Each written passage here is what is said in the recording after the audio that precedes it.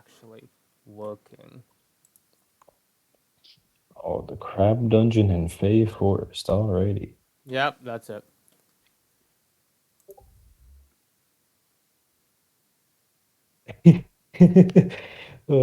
That's sad. Objection cannot come in because I What? literally can't get in his house. No way. Okay. Um. Okay. Let us know when you get back no, in. wrong window. Twitter, here's their Twitch. Can't get in his house. And I think just to touch on it real Oh, quick, not trying to no. give content creator It's advice, but horrible. make sure you have a media kit because that Oh, makes it wow. easy, for us to just throw your Come content out on, I there, have what you can a offer. horrible So mouse. make sure you have a media kit, okay? All right, work on it if you don't have one. It could be 2 pages long, okay? As long as it's a brief introduction to you and your There we go. content, and you can easily Wait, so throw it to a who's brand. talking about Okay, this media is why you kits should work now? with me. I don't recognize that voice. Just wanted to throw that out there. And don't compare when you make it. What? Don't compare. Somebody's Don't do listening to a that. I YouTube had video. to get Don't over that compare. with my media kit. Oh. Oh my god, I No, I was don't so hear stressed. Like I wanted to hear bite my anything nails either. off. That's how stressed. Oh, I was accidentally listening to somebody else's Are you Twitch. sure you're not listening to it? Yeah, I was listening to it. Okay, that was the problem. Because I have an application that blocks the front page of Twitch, so it's only a what's it called? Like only the search bar, nothing else. But I guess the video was still playing, huh? Odd. I'll add to your viewers. Hold on. Right now.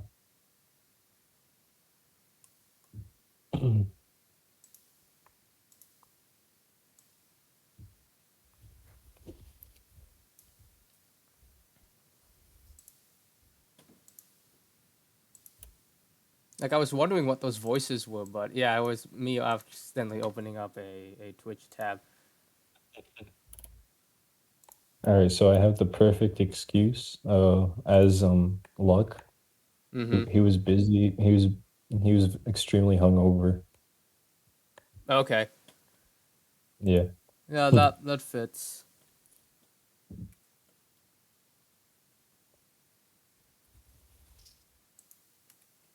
Oh, I meant to send a message to you, but I want to use my artificer infusions. Yeah.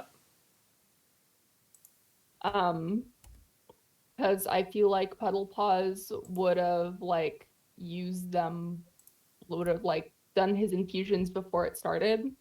Mm-hmm.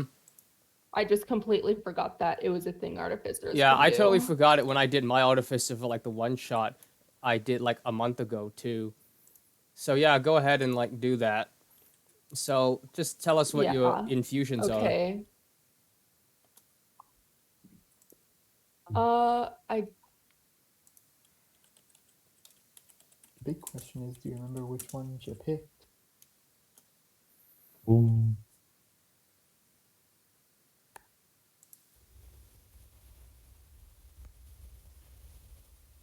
Okay, we still have like 5 minutes for that guy to like get back in his house. I remember the time I accidentally locked my uncle out of the house. That was kind of funny. He almost broke the window, but I showed up at the last minute. I'm like, oh, I got the key. Okay. You were this close to property damage. Yeah, property damage on his own house. Yeah. He would have been pissed. Okay, so, well, we'll go back to I'll take the timer out, and then we will go back to what happened to Kumuk in the eel later, but right now, the party has finished. What's it called? The wow, my brain had a fight with spunk the crab ache. people. Yeah, the fight with the crab folks. And you are now in this part of the dungeon. Oh yeah, I need to get Nut's character in there. Yes. So I'll go to character and then I'll plop you down. It was luck, right? Yeah, okay. Yep. you know, you're right at at the front of the dungeon, so I'll just plop you down at the front there. Like if you go to the map and then scroll down a bit, you'll be at the front, like near the skeleton You face. never got around to giving me control of my owl. Oh yeah, I complete. Did I? Wait a minute. Did I make an owl token or not? Let me check. Yeah, there it is. Okay, so you should be able to move this one. That one's just a picture. Can't move it yet. Oh, really? Let me see. Assign to player fist. Okay, there we go. Yeah, I can move my owl. Okay, great. And oh yeah, I think I made the turnip. Did I make the turnip? I don't remember. The turnip back. I thought I did make it. Oh well, I'll just make it during the break. Okay. So while we wait for the guy who's locked outside of his house, what is the party doing? Well, obviously, since he just got here, Luck's gonna run around a little bit, trying to find everybody. Um, guess he'd take the. There we go.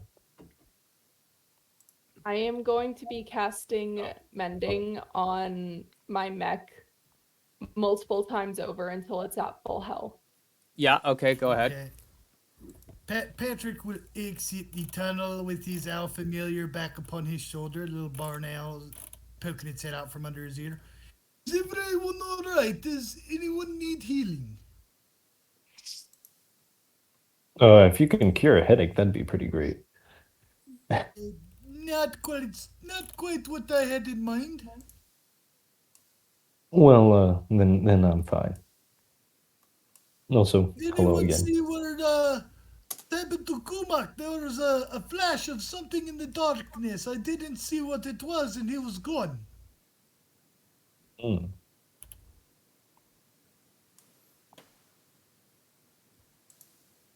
I saw some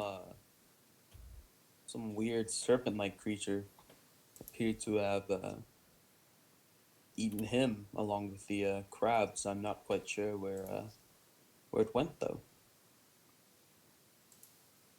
Oh, look, you're here. Did anyone else see where it went then? We have to go find him. I thought I saw the worm go into the wall. It was weird. Where at? Where at? Like in the tunnel back here. Like here. Okay, I as see. you enter the tunnel, you notice to the side, and I'll make a little drawing there. On the left side is time to do some art. I'll change the color to blue so people can see it. Alright. Let's see. There's I'll make a line here. That's and then it was kind of like here and like here, and the crab tunneled like this way, and you can see through that a little bit. To the right side of you, which would be around there, it is still a wall. You can try to go through that, but it's more dense.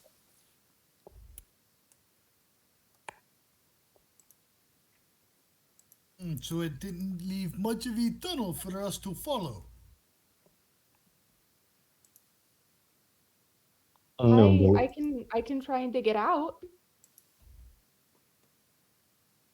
okay.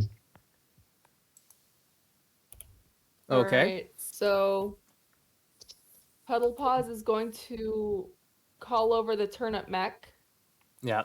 and the turnip mech will like, I don't know, like Transformers style one of its feet into a shovel and start like digging it out. Okay. And which direction are you going?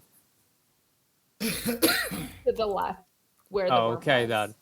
So currently, I'd say everywhere I have the blue line at is like already kind of dug until I would say around, and I'll make this a green line, around like this area, Okay. which is like like still a little bit cracked, but otherwise the crab person made its body go through there, and then there was a bit of a cover up. So you can spend time digging there.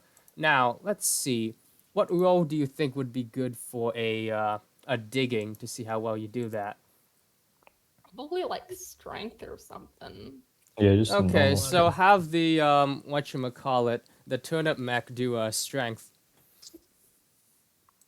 So you're saying That's that the 20 plus. All right. Yeah, that's plus 2, that's 8. Okay, an 8. So let's see how far you get. I'm gonna keep drawing that out. Yeah, the eel 1,000 thing didn't even windows. leave a hole.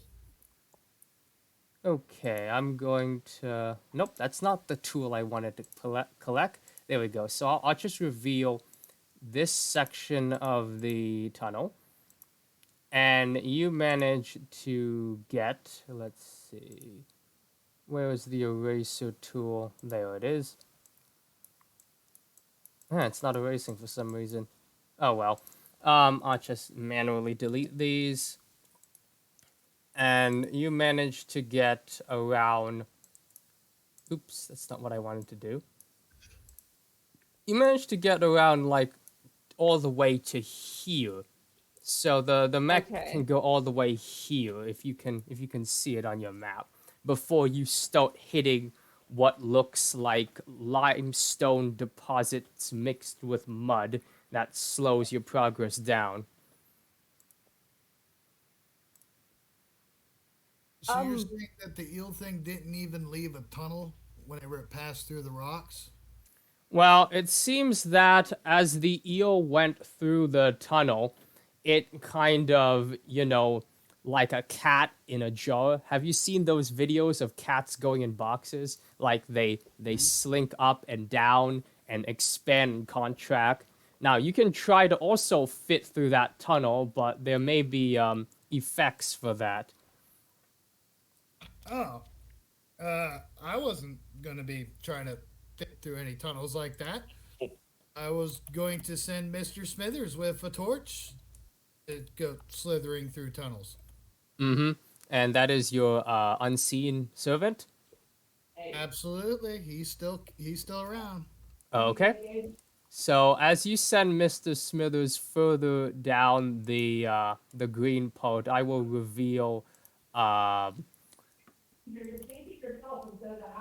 the part that it opens up to, and Mr. Smithers gets to this section of the tunnel, which is the other side. Now, while he does that, there is also he notices. I'll just open this whole section here because you're basically there already.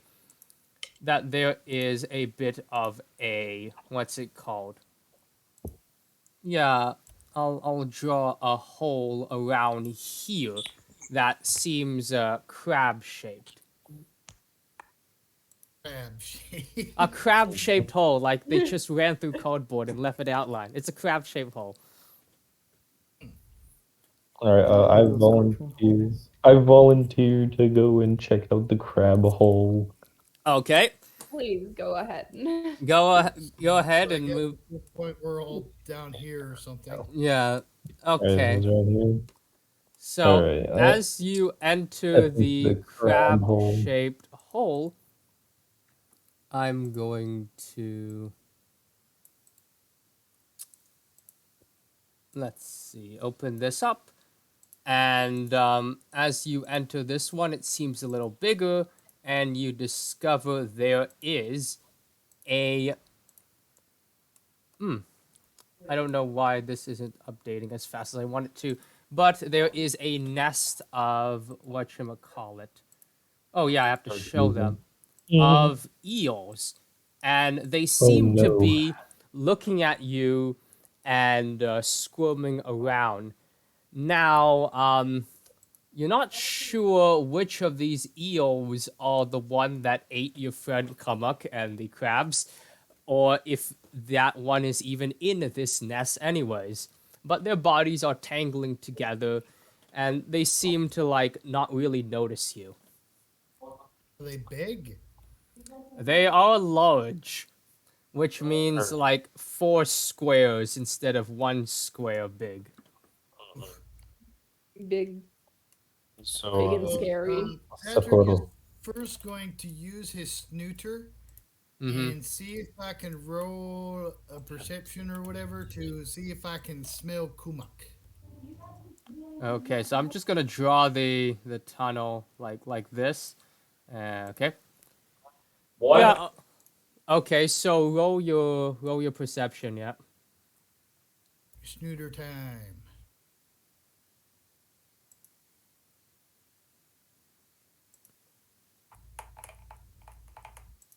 I should get. 10. Okay, so you got an 18 and 15. 15. Okay. What I should do is paste the game log to the thing. Oops, that's not what I wanted to click at all. There we go. Okay, so as you get an 18, you notice that these are basically passive guys. They aren't emitting any aggression pheromones. And the one that ate Kumuk is somewhere else. Now, if you look at the top right of the screen, that's where Kumuk is. And the new player, whenever he gets here, he's locked out of his house right now. But whenever he does get here, we'll move to that scene. And that's just an enlarged representation of where they are. But we are not exactly sure where in the dungeon they are. I can't like I can't follow the scent trail or anything. Oh, give me a second. I'll make the scent trail. First, I just gotta add a screen capture window or something. I forgot to add this one, the dice. That's not what I wanted to add. There we go. The dice roller thing. Not this one. Timer. Nope. It's not showing up for some reason. Okay. Oh, there it is. Okay, so I'll add that and then move it to the side. Setup. Okay, and then when the dice are rolled, that thing should come up. Now I will go to the map and start drawing the scent. Let's see. No, that's not the map. This is the map. There we go. Okay, I have to unzoom here and then take a look. And okay, as you look, I will draw the scent to you. It seems to be coming from 2 different directions. The first one, which will be going this way. The second one is going this direction.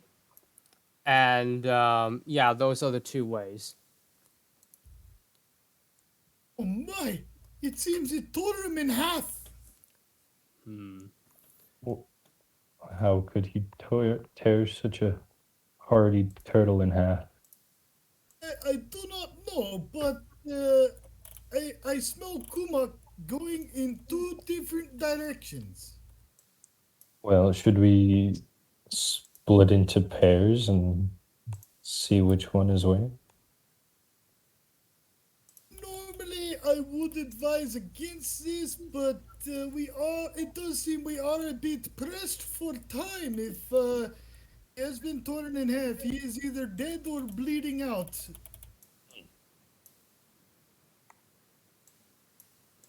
I could keep him alive for a second, but How good are you at healing? Well, I can use spare the dying. Does anyone else know any other healing abilities? No, no, I don't. I also have cure wounds, but that's it. Who is that? Lord Locke. Yes. Yes. Then you and I shall most certainly be in separate groups as we split.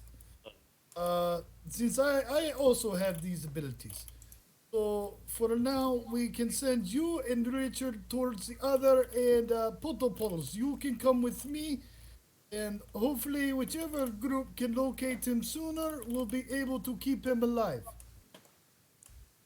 Okay, okay. Sounds good. Sounds like a good plan. Any objections? Anyone else? I object that we go now. And let's just, you never know. Very well. I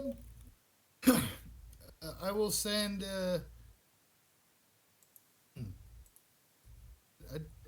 I don't really want to. We locate him before you. I shall send my owl to my familiar to inform you. Okay, And we'll do. then Patrick will start following the scent in this direction. Okay, and as you do this, I will reveal this section of the map.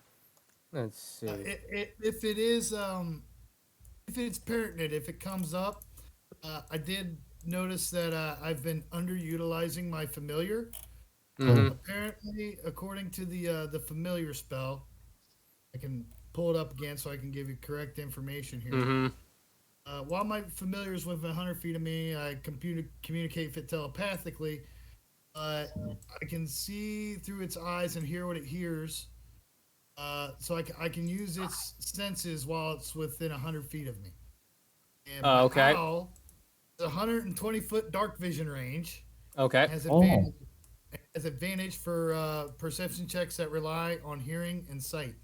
Okay. So if that happens, just let me know. Yep, when that applies. It has double my dark vision range. Wow. So I have exceptionally good impressive. vision in the dark. Okay. So which way are you going, Patrick? I assume since the scent comes up here and then kind of turns around, it goes this way. Okay. As you go down, you once again, return to the room you were at previously, and there is Zeke the bee, asking, "Oh, hey guys, what happened to the crab people?" The bee There was person. complications. However, One of our party members was eaten. Oh, how we are unfortunate. currently Yeah. looking for the large serpentine creature that consumed him. Oh, there's a lot of these here. You might have to like cut up every one of them until you find it, unless you have a good tracker on you.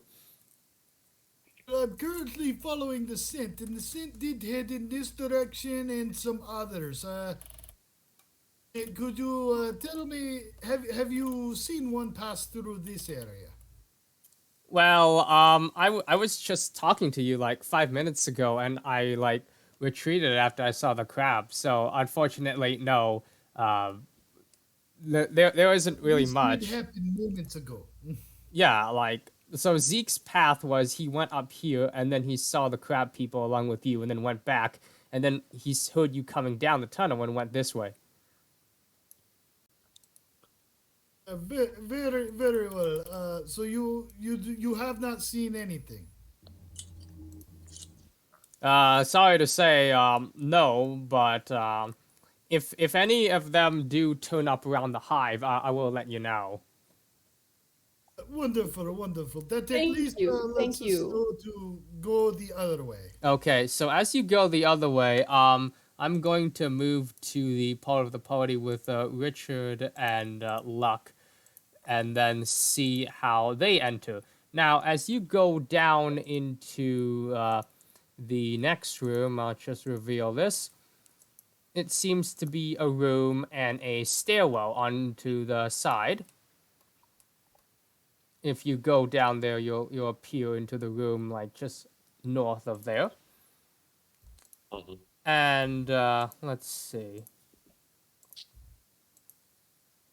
And as far as you can tell, this is a cave, and there's stairs to the left. Oh, so we're in this room? Yeah, you're in that room. Yeah.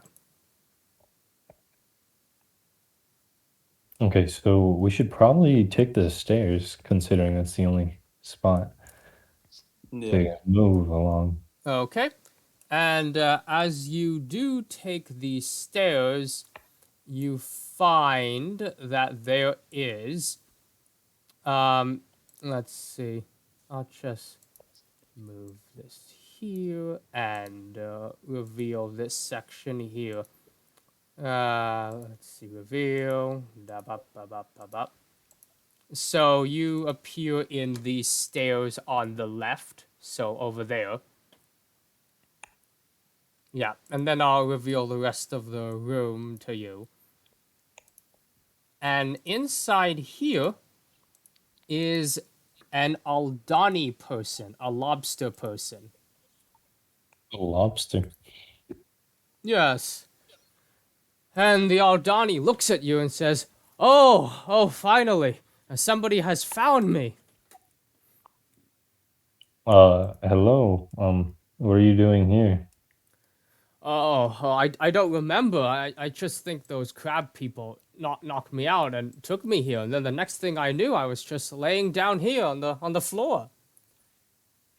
Well, that's certainly not very helpful. Okay, and as you do this, okay, Williams and Paz, you are going north, right? Yes. Correctamundo. Okay. And as you do go north, I'll reveal the rest of this to you. You find that there is a crustacean-looking person to the east of you. So, you happen to see any large serpentine creatures come through here recently? Serpentine creatures, oh man, those crab people tried to feed them to me because I'm the one and only exorcist. But thank God I found you, adventurer lords. And he does a little bow to you and says, Oh, I've been running away from so many of them. I'm not fully sure where they are. Please take me away from here. You're an exorcist? What does your skill set include, if you don't mind me asking? Oh, well, I specialize in all forms of exorcism, but mostly getting rid of sea pirates that attack the coast. But I do haunted houses too, and houses possessed by spirits. There isn't much business, so I have to do a lot of everything.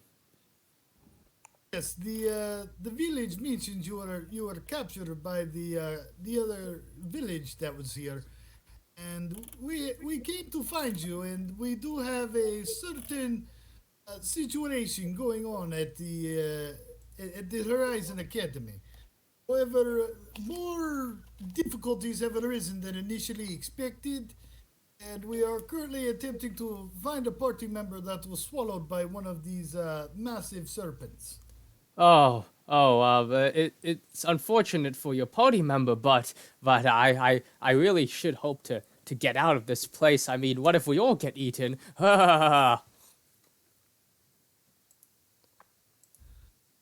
Unfortunately, well, normally I would say that we should escort you to the exit. Currently, we have dire matters of life and death that need to be ascertained to. Mm-hmm. And as you speak common sense to what you think is the exorcist proceeds to be very selfish and want to like live for his own survival and keeps talking about that. And the conversation goes on and on. Meanwhile, for the other party, it looks like Guy is still stuck in his car or outside his house. So, how is Luck and Richard doing? in the basement.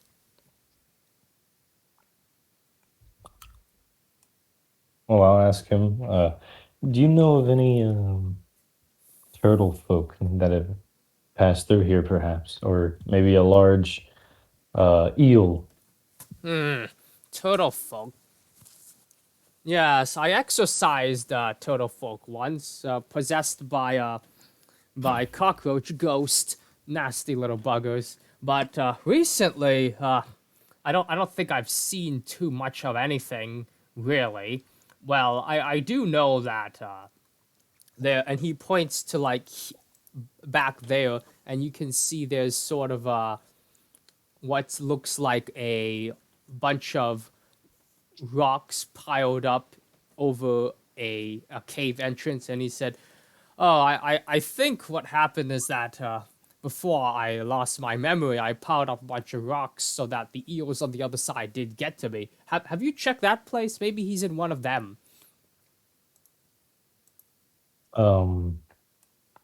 So would that pile of rocks be this crab hole, or Yeah. is it a different? So let's see. I think I have a rubble token somewhere. I'll just plop that down. Let's see. Resources, search, rubble.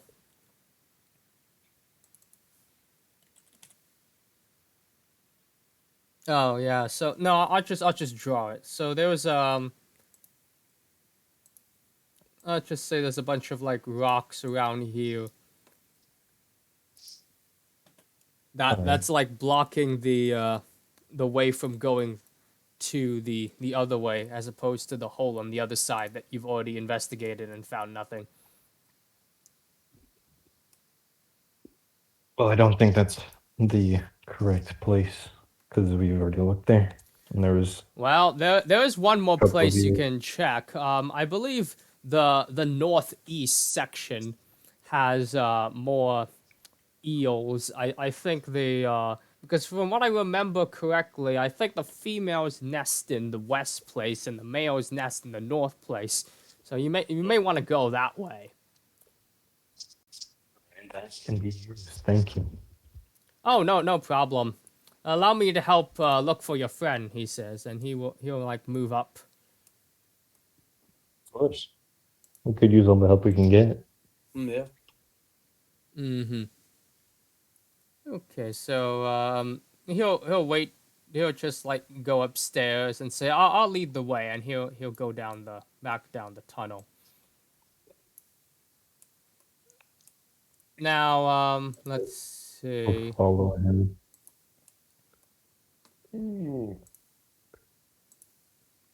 Um, All right, Kumuk. We'll start the scene with you now because we've been neglecting you for long enough. And inside the scene, there is currently you are inside the eel, and I will move this for the audience. To the right, it looks like there is a sleeping tridon inside the eel, and at the bottom there's a dead crab folk, and in between them is what looks like a lobster folk decorated with exotic runes on its shell. And and it comes to you and says, "Oh, thank God, somebody found me, the Exorcist."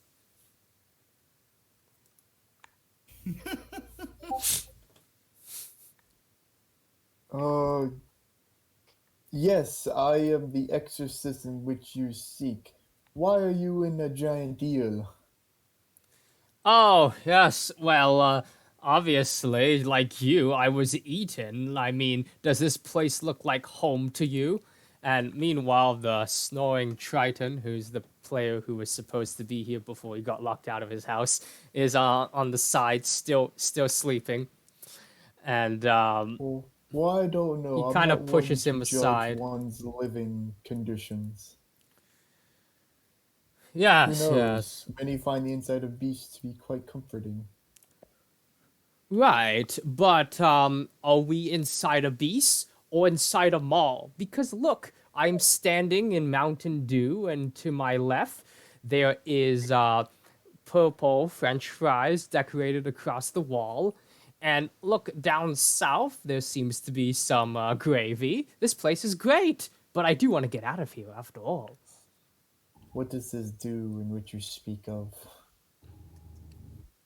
He then proceeds to talk to you about a bunch of libraries and, let's see, other effects and things that you would consider to be nonsense. So the guy you're talking to, you realize is a little bit crazy, but maybe he is the real exorcist.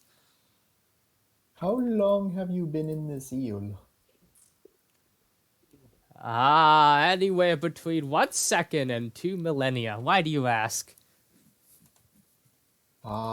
Just checking. Oh, okay. You said you've been in here a while. Have you devised any means of leaving? Oh, yes, yes. You can leave just by thinking about it. And now, look in front, right over here. It's the sun, he says as he, like, moves his claws across the one of the eel's organs. And over there is the moon.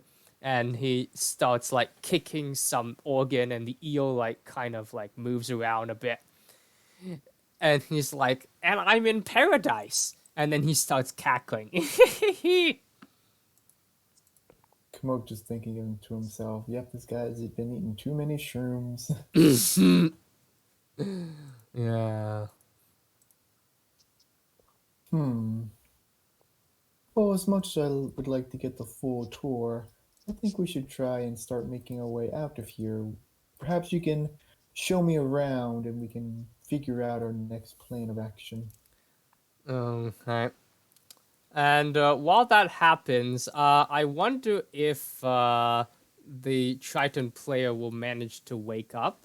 So I will message him and say, just use Discord on phone. Let's see.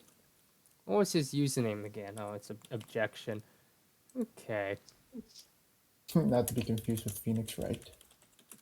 Yeah, maybe that is a Phoenix Wright reference. You can use Discord on phone. No combat going on right now. You're okay. So I've messaged him that, and if he does appear, we'll wake him up on that scene. Meanwhile, okay, who wants to like go next in the player thingamajig?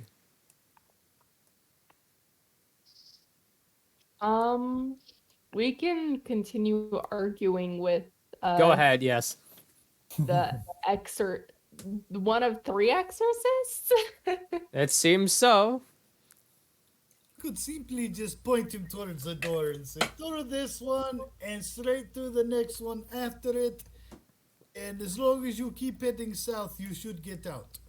Okay, so this exorcist, let's see. Wait, I kind of nudge Patrick and be like, "Are we letting him go? I feel like he could help. Like he has a skill set." Very true, but at the same time, if he does not wish to be here, is it really our place to force him to?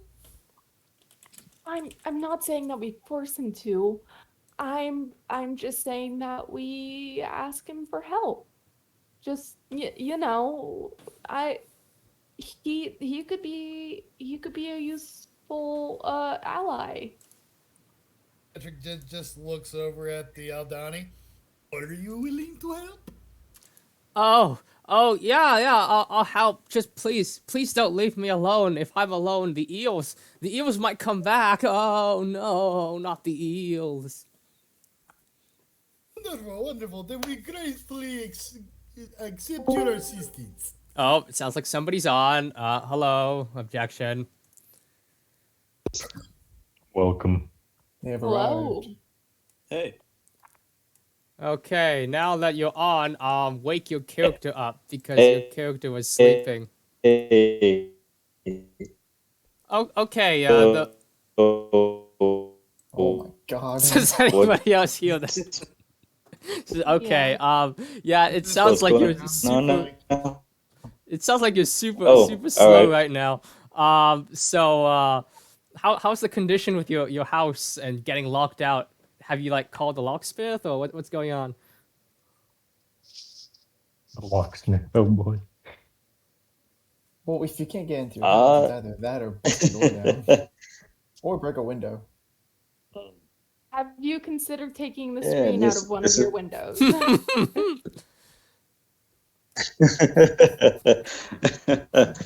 uh, we're clapping into Rogue would be pretty good right now. Um, but my uncle Yeah. who actually owns the house is gonna come in like 2 hours and Okay, so just stay on the see like phone. what Yeah. that's going on and Okay. see if we can do anything. Hey, I'm I like mean, right outside the front door. okay, it's fine. It's fine. You're almost audible. It's fine. We can hopefully understand. I'll add subtitles in the editing. Now, okay, Zale, you wake up and you are in the belly of the eel. To your left is a turtle, and to the left of him seems to be a lobster man, an Aldani, and to the south of you is a dead crab folk.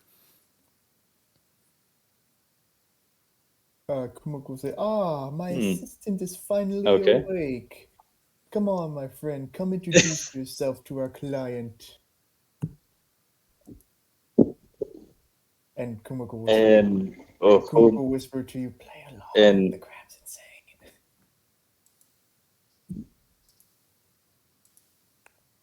the crab can The crab's gone crazy. The lobster is The crab? insane. The crab is dead. Oh yes. think it is sentient. How crazy are we Yes. talking? He That is thinks true. he's in a mall inside this giant eel that we are currently residing in.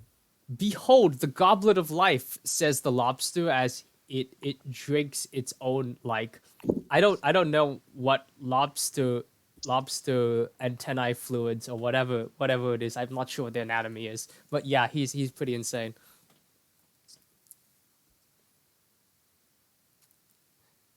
I look back over the turtle and I whisper, "Yeah, he's pretty crazy." Now, what's this about me being your assistant?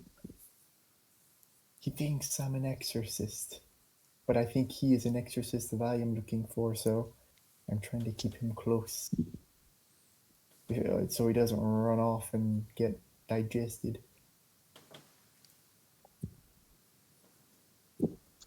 Very strange situation, yes, I know. Why not restrain him? I just had a fight with some crab folk. I don't How want did you get in here? I think pretty self-explanatory. The giant Oh eel no, ate me. Yeah, so I think Zale asked Kumuk, how long have you been here?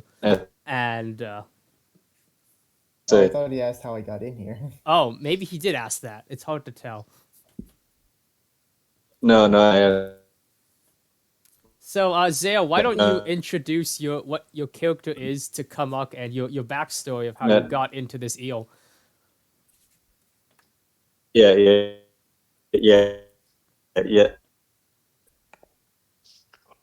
You can type it out if it's too complicated. Yeah. All right.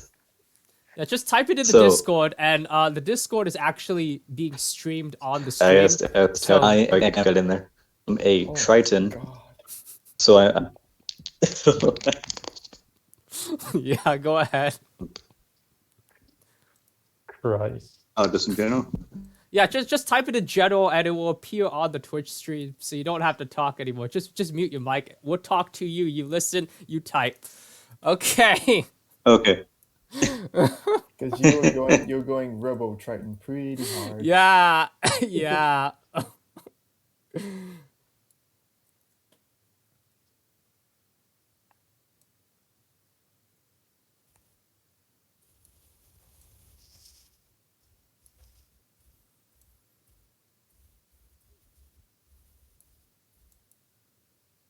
Yeah, the chat is temporarily being streamed until, like, better things happen. Usually I'll just stream the dice rolling channel. But yep. Okay, so the typing is happening on the chat. And okay, while that's happening and the typing is going on, I will move to Luck, Richard, and the Exorcist you found in cave group. And Exorcist is leading the way eastward. You find that he is going the same way that Patrick was going, and he ends up beckoning you towards this cave here.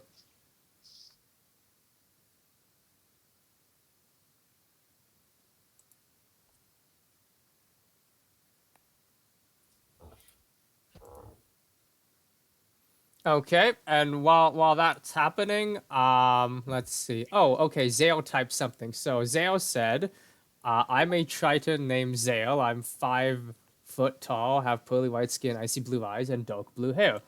I was a city watchman defending my people from this eel that came through an underwater pipe, maybe underwater people, somewhat unsuccessfully. An underwater portal, somewhat unsuccessfully. And I guess he got eaten from that afterwards. Okay. And what does Kumuk say to that, if anything? Let me double check. I'm just processing my post. This is absurd. Or at the very least, you defended your citizens from being eaten by the eel. Sadly, you could not defend yourself. But I'm sure we will find a way out of here. Now, the rest of the party has reunited, and you hear a scream, "Ah! Imposter! That one is an imposter! Kill him! Kill him!"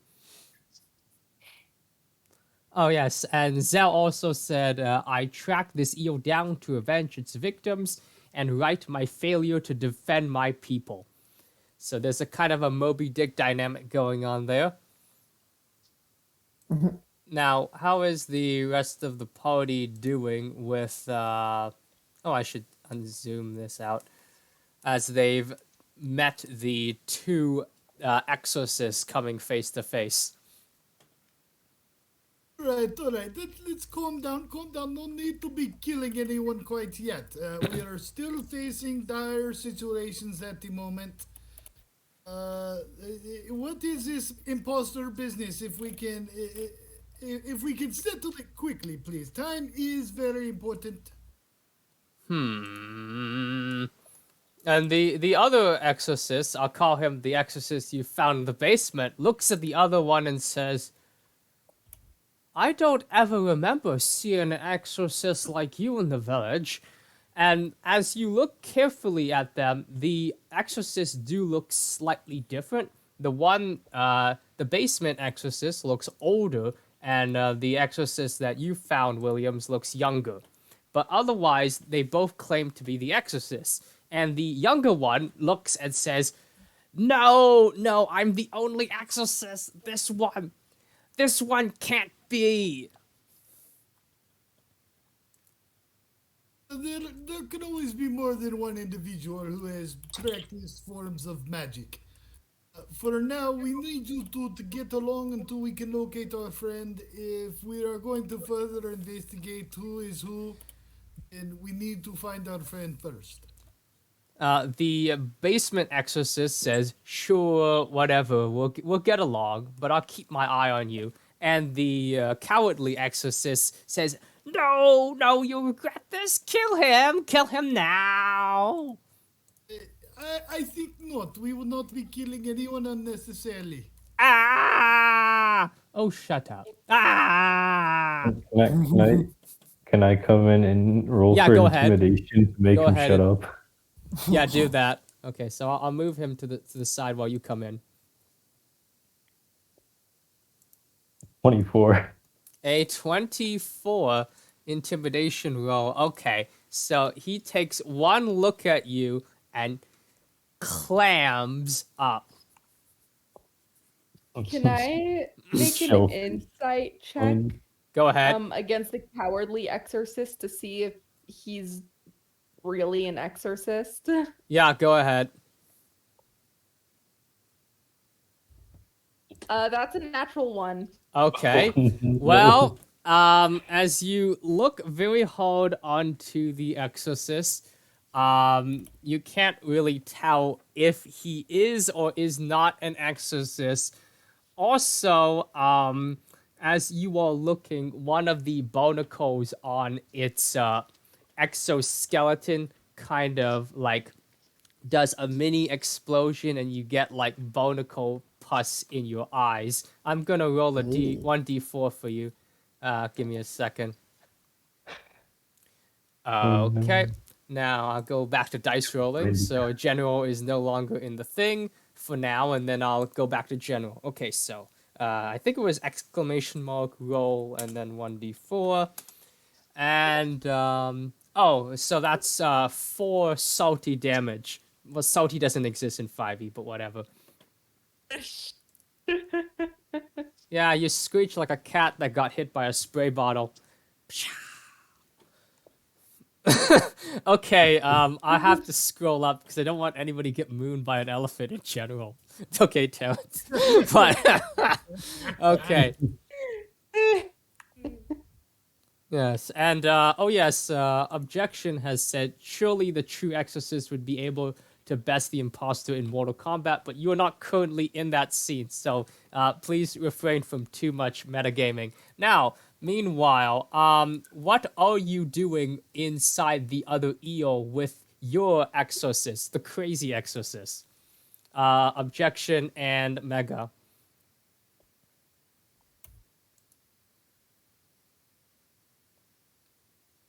Like, if you don't want to do anything, just let me know and I'll go back to the other party group.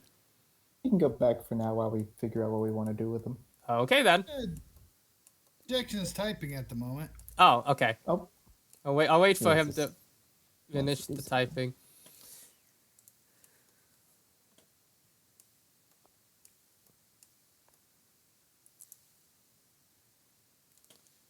Do, do, do, Yes, do, yes, do, marvel at my twerking elephant.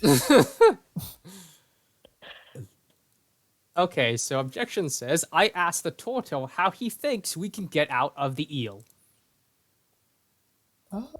Giving it an extreme case of indigestion, perhaps. Indigestion. Mm-hmm.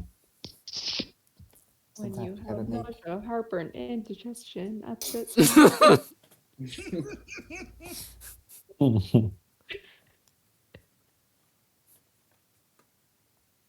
Smoking from the inside out. I was considering that, or perhaps growing a whole bunch of plants in its stomach. Surely wouldn't like that. Plants, and Objection says maybe start a fire.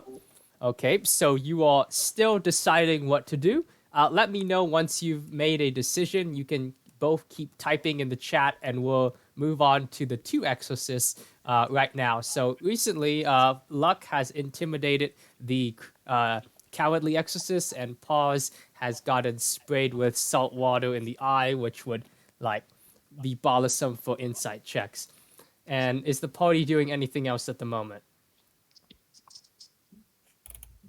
If we have that settled then and you two can get along for now, I say we press on and see if we can find our friend Kumuk before he bleeds out.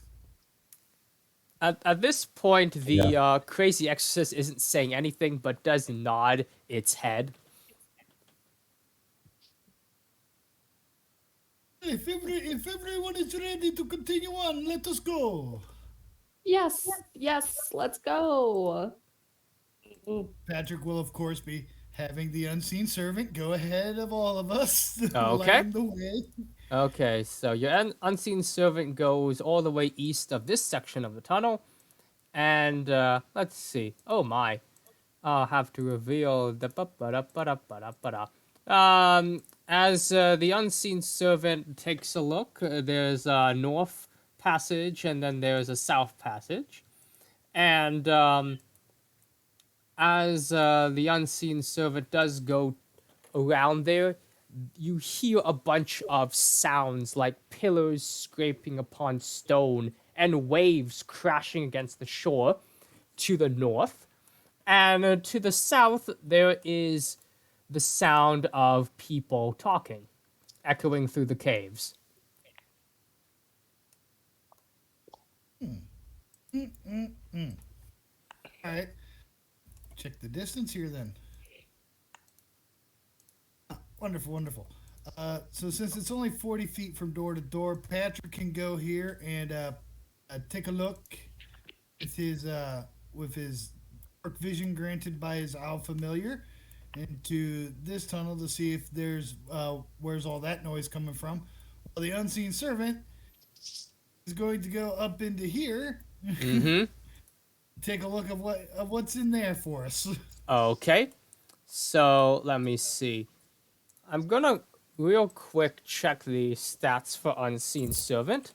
Let's see. Unseen Servant, invisible, mindless, shapeless, medium force, performs simple task. Mentally command the servant to move and interact with object. Okay. So as the Unseen Servant goes forward, I will reveal that part of the map. I didn't expect Williams to be this much of a scout, but let's see. And I mean, Unseen It's a Servant and big old Familiar elephant. is pretty OP, and I'm living for it. yeah, Thank you, okay. thank you. So, oh yeah, I have to reveal a bit more. Let's see. So this is about the view the Unseen Servant can see from here, and yeah, there seems to be in chains a lobster man on the what's it called, on like an island in the middle there. And as the Unseen Servant steps here, there happens a clanging sound. Now let's see. I'll have Oh, I to. thought the servant can only go to about here. Okay. Oh, it can't. Okay then. Yeah, he So can only go 60 feet it away steps around here, and then you hears a clanging sound, and stops that way. And the Aldani in the room is like, "Huh? Is someone there? I don't see anyone." And then just goes back to like closing its head and like rocking back and forth like a baby. Now, as you go south, yeah, this is basically the what's it called? The end of what you can see from there, because that's where that part of the tunnel ends before divulges left and right. from me. Um, Owl can fly pretty good. Mm-hmm. So the owl has a 60-foot flying speed. So and another trait of the owl is flyby. Doesn't provoke opportunity attacks when it flies out of an enemy's reach. Mm-hmm. So my owl gonna take the dash action. Yep. 120 feet. The owl's gonna go in here first. Okay. So as the owl goes in there, you see a door blocked by a skull-shaped door lock that goes over the door. And that's about it for that room. Okay, so it doesn't see anything in there. That's only 25 feet of its movement, so the owl can just come over here for another 15. That's going to Yep. put it at 40 feet used.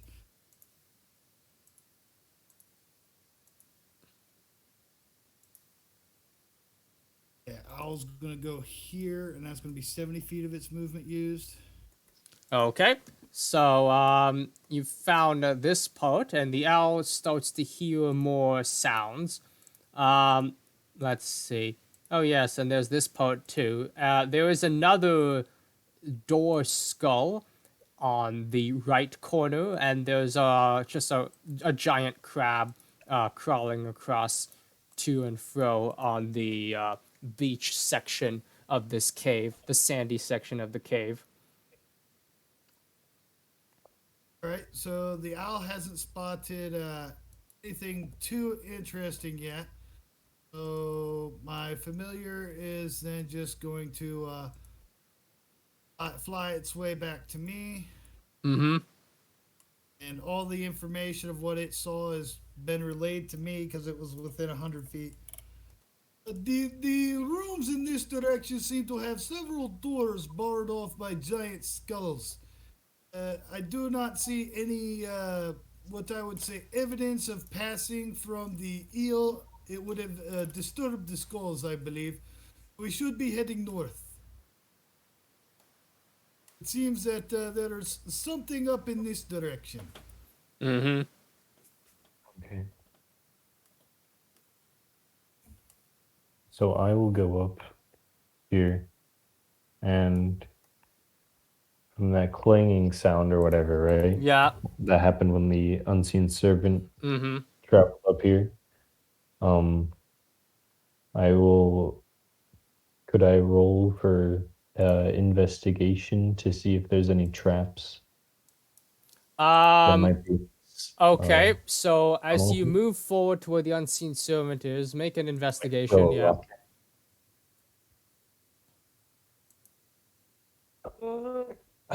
It's only a 10. 10. Okay, so you're sure there's a trap there, but you don't know what it is. Now, has Kumuk and Zeke and Zale finally decided to do something? We're going to start a fire in the eel's mouth and make it smoke it out. Okay, well, the eel's teeth are clenched and it's not letting you out, but you start a fire. And let's see, what are you using to start the fire? Good question. We Let's see. didn't start the fire. It was all. All burning since the world was turning. Oh, nuts. Do you have anything to start the fire? Objection? Sure, somebody's got a torch on. Don't you have like a torch or a tinderbox in your like items? Yeah, but we won't be able to get a big fire going. Oh yeah, what spells do you have for that? I don't have any spells to start fires. All my stuff is I could call some animals to start munching on the inside of the eel. Okay, so Objection has torches and tinderboxes, and you use that to start the fire. Now, You stack 10 torches on each other. That's a bonfire. yeah, so now because Objection doesn't have access to any like dice rollers that we can see, Kumuk, can you roll a let's see. Can you roll a 1d20 in the dice rolling chat, like exclamation mark OOLL space 1d20, and we can see the result from that. Let's see, I need the dice chat. Or you can just do it in the D&D Beyond by clicking the dice on the left side. Either one's fine. Oh, in that channel. Gotcha. I've already found my favorite of the Exorcists. Which one? It's a 12. Which one do you think? Let's see. Is it Coward? Why not Joyberg? Oh yeah. Okay, because you can see Joyberg up there, and you're pretty much sure like he could possibly be an exorcist. Okay, so what was your result? You got a 12. Okay, so the fire does start, but it will take a while to like be big. Now, as that happens, the eel starts to, what's it called? Like upchuck stuff because its mouth is hot and spicy, and it will upchuck all the contents out onto let's see, where did my eel token go? I'm just gonna duplicate this one. Nope, that's not what I wanted to click. Oh, there it is. So it's just gonna upchuck you like here. Now I need Kumuk to make a con save to see how you weather being upchucked by the eel. And for Zeke, I will roll yours on D&D Beyond because I don't think you have the app or whatever. Let me Which check. save? Dex or con? A con save. con is like stomach stuff. Okay, so where did Yeah, Zeke's so- character go? That is a Uh, 17. Zale, not Zeke. Oh, oops. It's loading. Then I'll scroll down and click what's his con modifier. Wow, D&D Beyond is taking a while to load, huh? So what you get, Kumuk? You got 17. 17, yeah. Okay. Okay, so you will take no damage, and you can just move your character beside where did I put that? Beside luck, because where did my thing go? Yeah, you can just wait, not just show. So you can just move your character like here as you get up chucked. And oh, his con save was a +1. Okay. Oh, he got an 18. Okay, so that's no damage to him either. Hooray. And let's see. So I'll just move his token that away. And yeah. Do do do do do do do do do do do. Like, come up. Do you see where I'm like pointing? Oh, yep. So, oop. It's just being laggy. There we go. Okay, and the crab stays in it. Okay then. Oh, you didn't get abject with this?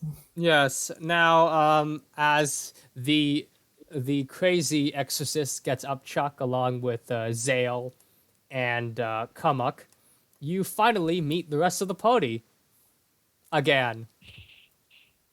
Guys, look, Kumuk is back, and he's in one piece. And it, Oh, you survived. uh, Well, yeah, I got eaten. I wasn't dead. You're We shit we in two we were worried. directions. I was eaten by the eel. What do you think I was? I was It in an was eel. dark. I couldn't really see.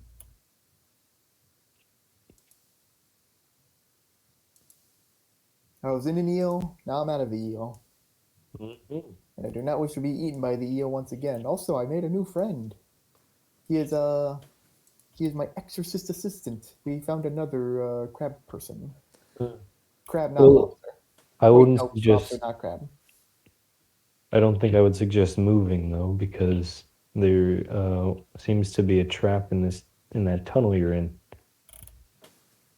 Oh. Well, I couldn't exactly pick where I wanted this thing to throw me up. Yeah, seems you got lucky though. okay, so let's see.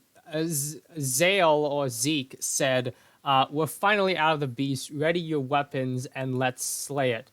So after the beast upchucked and noticed there's about like 7 or 8 dudes in the tent in this like corridor, the beast tries to turn tail and run. So let's see. Who's close by? Okay, so Kumuk and Zale are close by. You have like one. I'll say because you're right beside the beast, you have one like reaction to make an attack or try something if you want to keep it there or do whatever. I don't really have anything that could hold it in place, especially a creature that size, but I could give it a good whack for trying to swallow me. Mm-hmm.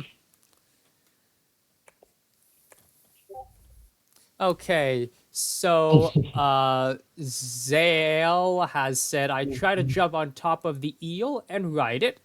Okay, so for that I'll have, and let's see, what's better for yours?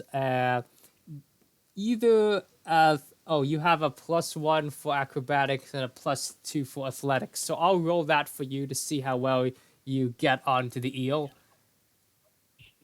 And that is a 4. So unfortunately, you get knocked off, and the eel swims away. Well, there's always next time. You'll get her next time, buddy. Okay, so now as all the commotion is happening, you hear, "Hello? Hello? Is there anyone down there? Oh, new friends. Don't come here. This is a trap."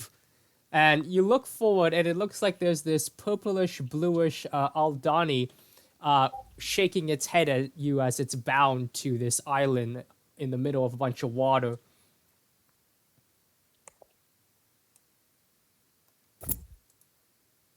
Wait, you're the exorcist, or am I the exorcist? No, I'm the exorcist. No, I'm just joking. Exorcist? Oh, yes, I've been the exorcist for about 5 years, ever since my grandfather died.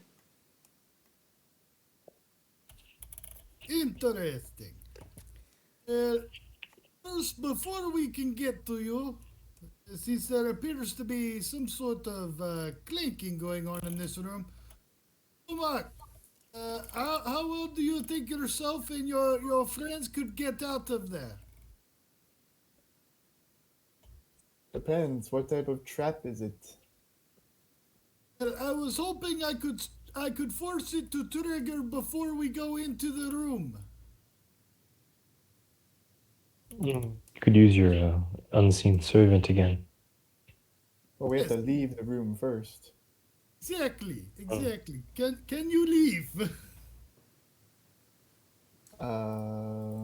Perception, I guess, to try and see where the trap trigger is. If I can notice anything weird about this room. I will give him the help action. As my familiar goes flying about the room. Mm-hmm. If only the owl was strong enough to just lift them up. Yeah. That would be too OP. Okay. So, as the owl flies through the tunnel, it in fact goes through this guy, the crazy exorcist. Oh. Very interesting. Is either an illusion or a spirit. Interesting indeed. Oh yes, and Zale shouted, "I'll get you next time, Devourer." So now we know the name of that monster.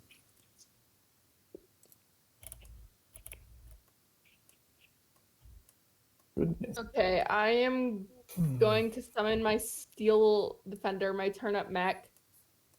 And I can't move the mech thing, so if you can like drag Oh. it over here. Wait, I didn't give you permission? Yeah, Oh. I'm gonna Okay, I'll have to do that. I'm gonna say, what if you just ride on the mech?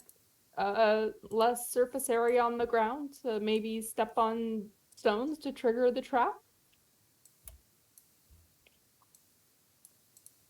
Well, we don't know if the trap might be something like a poison trap. Poison gas would be bad. I have but one idea that might get you out safely then. Assume this is like water I'm standing on. Mm-hmm.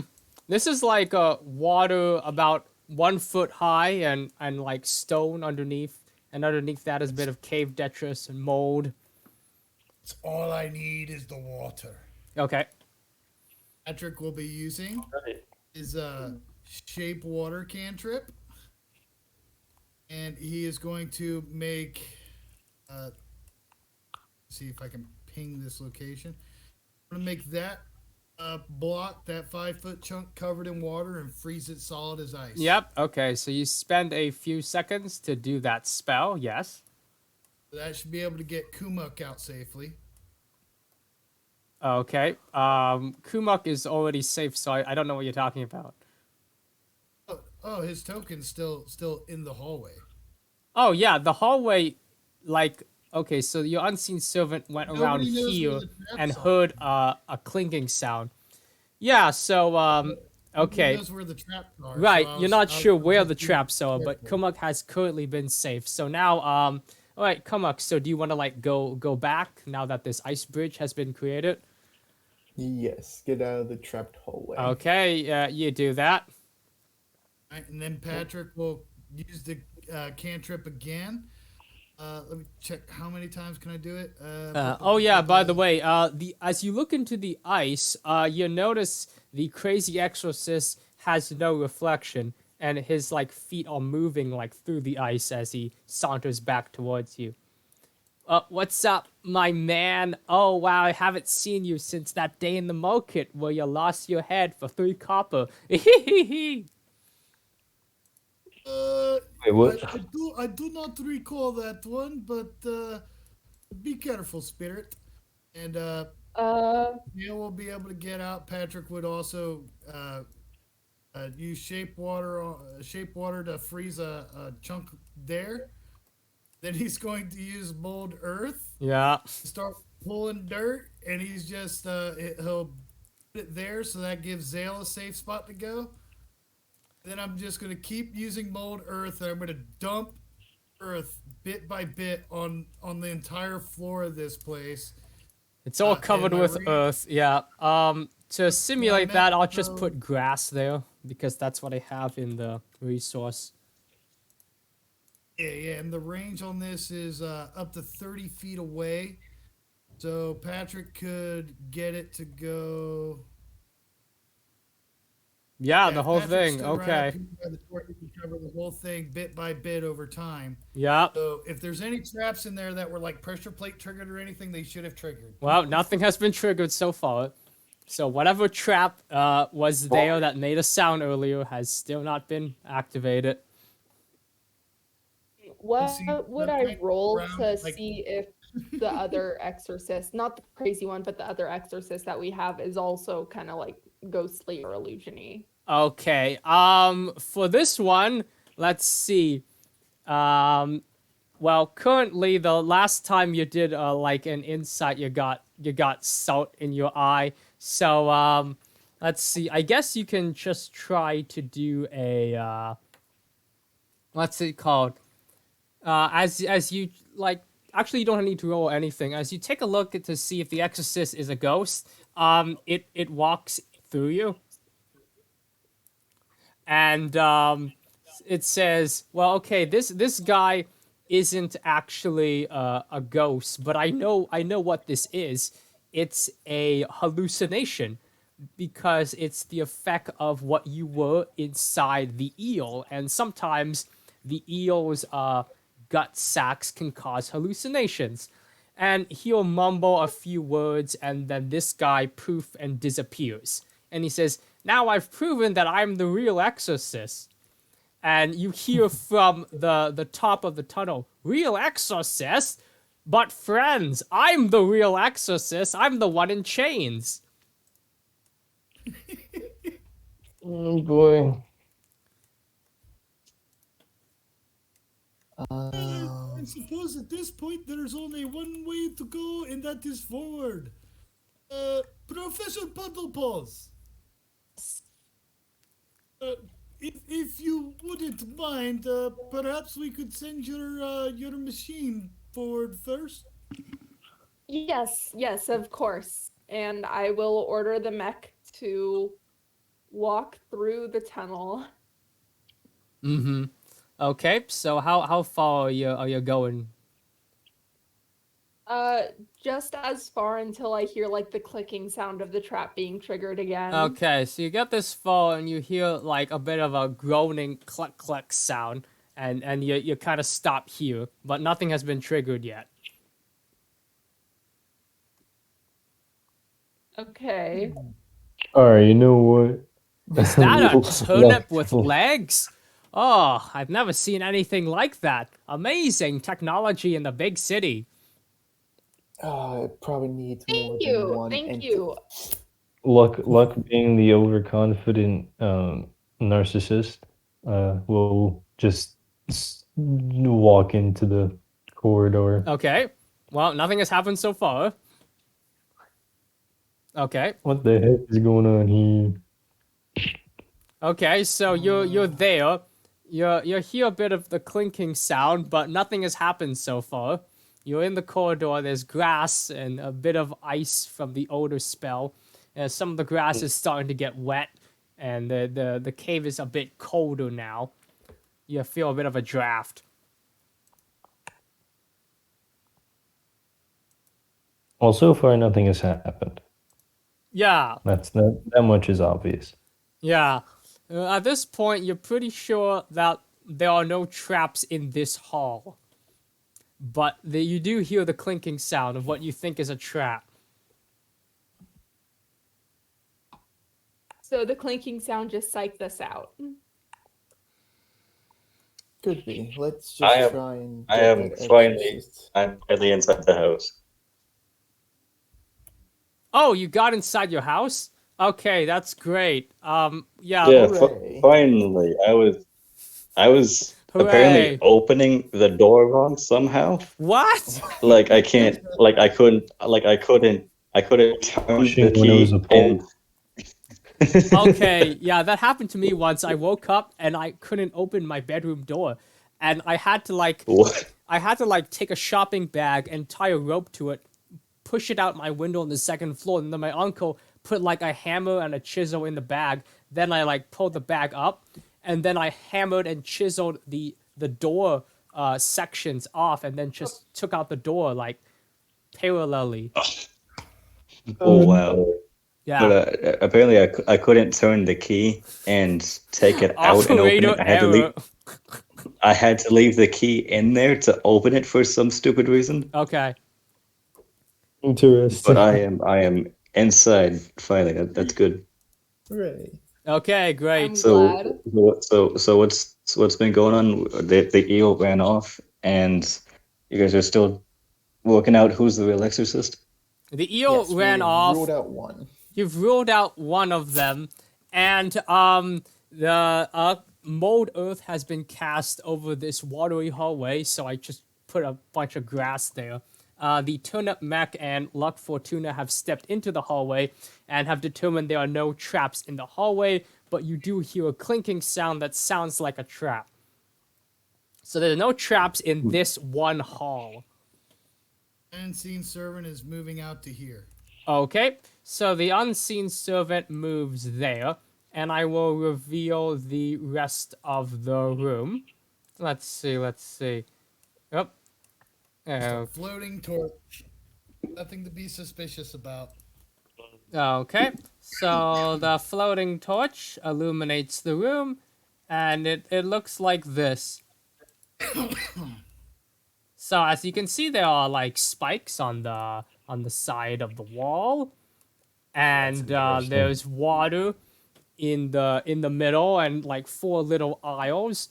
It seems that there are and there's clinking sounds coming from this room that was ahead of the hall. Must save Dr. Joyberg. Yeah. Okay. Original character do not steal.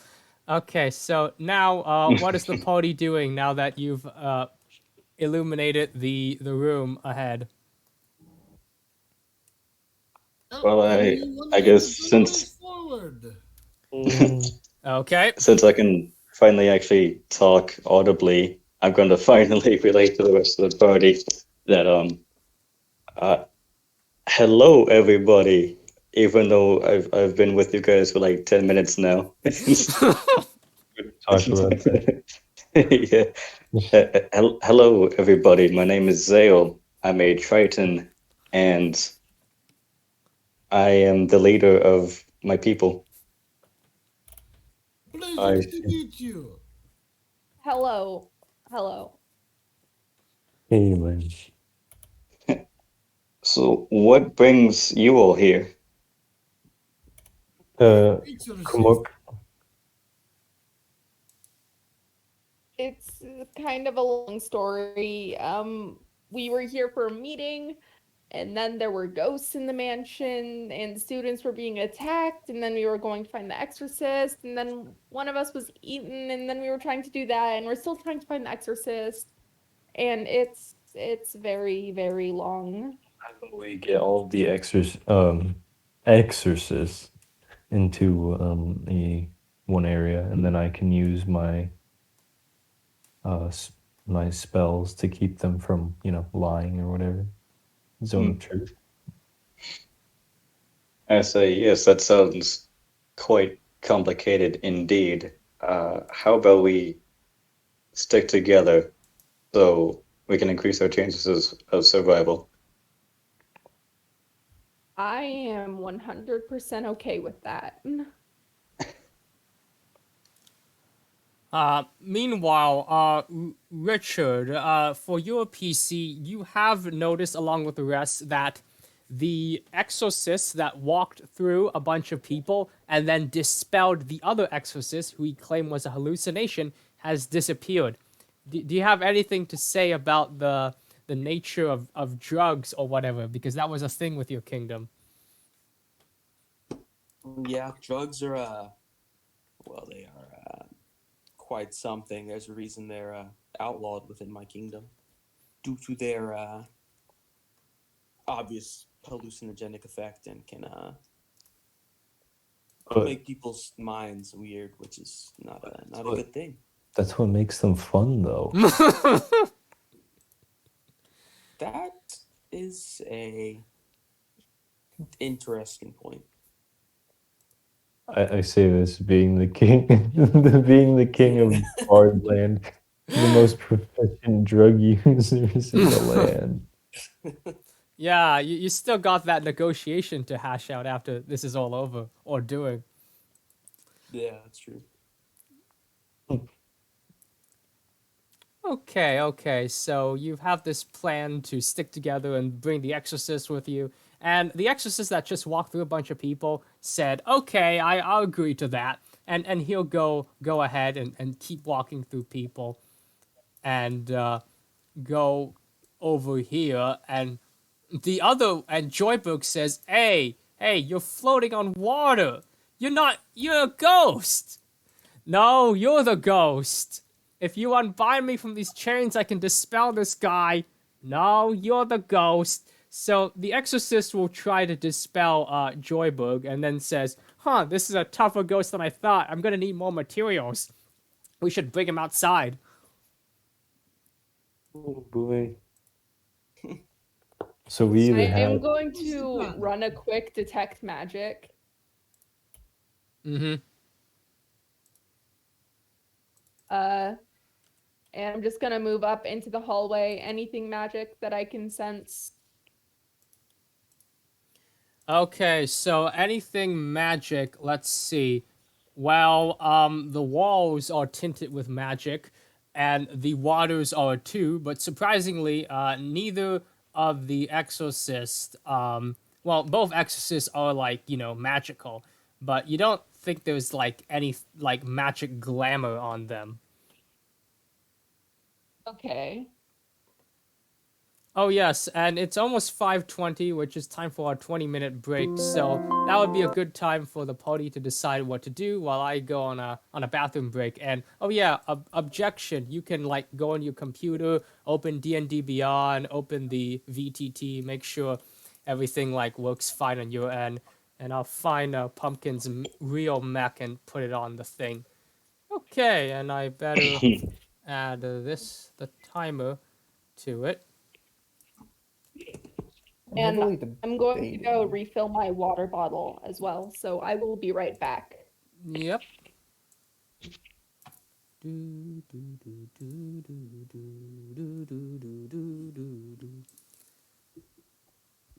Where did my... I have so many windows open right now. There we go.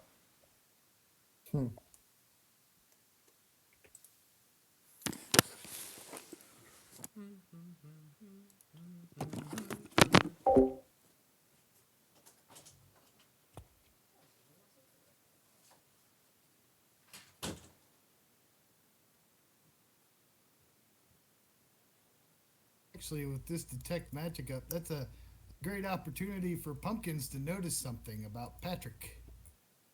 Ooh. Patrick, elephant lore. Yes. Oh yeah, so I just She's going to notice that there's beyond Patrick just obviously being a wizard. There is an enchantment class spell on him. ooh.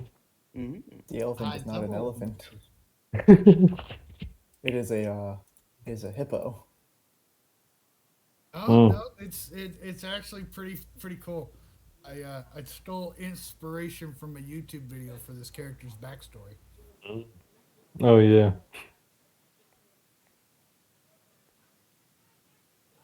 So I decided to just like make a character sheet to check something out, even though I could have done it a lot easier. And turns out, inflict wounds at the 9th level does 11d10 necrotic damage. So it's got a hit. So if that ever is able to happen, then if you know if we ever reach level 20 in a campaign, if I ever reach it, and I have access to inflict wounds, that'll be fun. Cast that on some poor soul.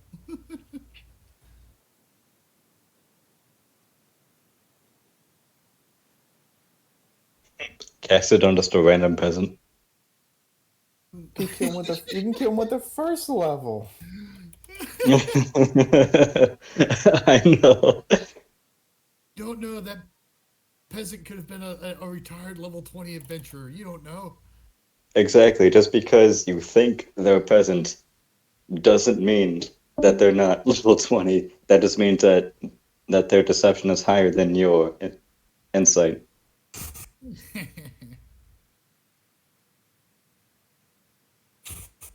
Trying to get things set up now. I got my laptop on the charger, trying to I'm heavily find debating. my... Since these things are spirits, I don't think Moonbeam's gonna work on them. Yeah, I don't think it would. I'm looking forward to level 13. If it gets that far. What, If we ever why, get that far. I wanna why play a specifically level 13? Why specific? Well, because I'm multi-classed. Otherwise, it'd be level 12. Ah, At level, I've already gotten my resilient constitution feat. I love feats. And level 8, I'm taking the Fey touched feat, so I can get access to the hex spell. Mm-hmm. At level 12, so 13 for me multi-class, I'm getting access to the magic initiate cleric, so I can get guiding bolt. And based upon that, with the spell selection I currently have, that'll give me access to literally every elemental magic in the game. And since I'm a Order of Scribes wizard, every time I cast a spell, I can change its element to an element of a spell that also appears at that level in my spell book. And the levels I choose, the spells I took, give me that ability to change my elementals so variably, are all able to be upcast to higher levels. So I could cast a fireball that is actually an ice ball, a poison ball, an acid ball, radiant ball, a necrotic ball. Mm-hmm. yeah, that is really cool. Yeah. Oh yeah. Just to save time, everybody can just roll initiation now during the break, so that we can have like something whenever the next combat appears. Initiation. Initiative. Right. Oops, my bad. 7. I love having -1 to my dexterity after playing Fist. Yeah. All of the characters that I've played have all been high dex. So dexterity I've isn't been even pretty needed for alright with it. artificers. I'm just a cat. I have been all over the place. One time, as a joke, I played. I forget even what class he was, but I rolled a character, and I put the 5 that I rolled into his constitution, and he literally died. Like he had 0 HP, but when he's level 5, because of his night because of his negative modifier. So the DM was like, okay, he just dies of cancer. What? And then as a gag, I made another character that was his twin brother, that was a wizard with an intelligence of 5. Yeah, Oh. that You just can make brain dead wizards work, though. You can make them work. I know. And yeah, he was literally so dumb that his own illusions, he would be fooled by his own illusions. It was great. Yeah, I've played a ranger, rogue, and now an artificer. So all of mine have been very dex heavy. I've played a bunch of classes. The one that I played the least has been, I think, a monk. Either monk or sorcerer, because I don't even remember the last time. I have also played a monk. I forgot about that. So yes, all very dex heavy. It's also been a while since I played a ranger. Nobody plays ranger. Huh. Excuse me. They have a special place in my heart, thanks to Drizzt Still Erden. Yeah, my very first character was a ranger. I don't even remember what mine was, to be honest with you. It was so long ago. Oh wow, I love having 0% battery on my laptop while it's plugged in. What? I How can did use that it though. happen? Oh. I can use it though. Okay, well, if any technical errors happen, we'll know why. I mean, it's plugged in and charging is just, I guess, a slow charger, even though this is the one it Yeah. came with. Oh yeah. Have you wrote initiative yet? I think you haven't. No, I've not. Okay. We're just Hold on, I'm doing gonna. this in case we get to a fight the next time. Like do it during the break, just to save time. Yeah, no. Just trying to get to my character sheet and see what my dex is.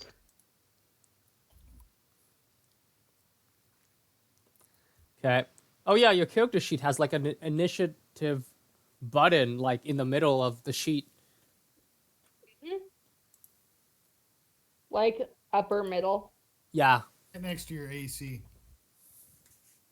I'm eating an apple. Right. Sound like a nice crunchy one. Yep, it is.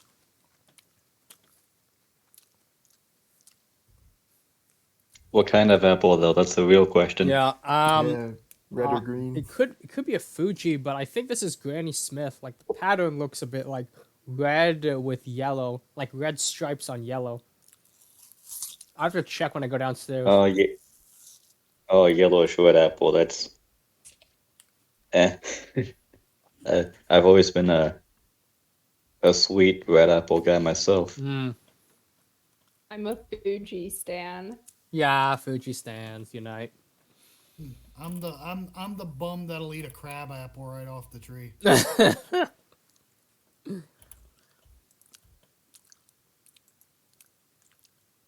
Okay, so your initiative was. Oh, I don't think it got rolled yet. No, I just found it. My dexterity is 12, so it's a +1. Okay.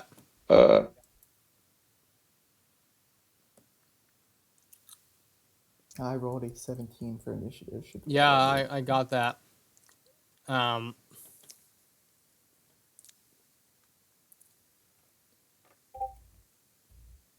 My initiative is 10. 10. Okay. I keep forgetting that. Oh yeah, so laptop's default browser is Microsoft tied Edge. with Richard. So decide among you who wants to go first. Well, whose dex is higher? Mine is 12. Mine's 14. All right, yeah, that's fair enough.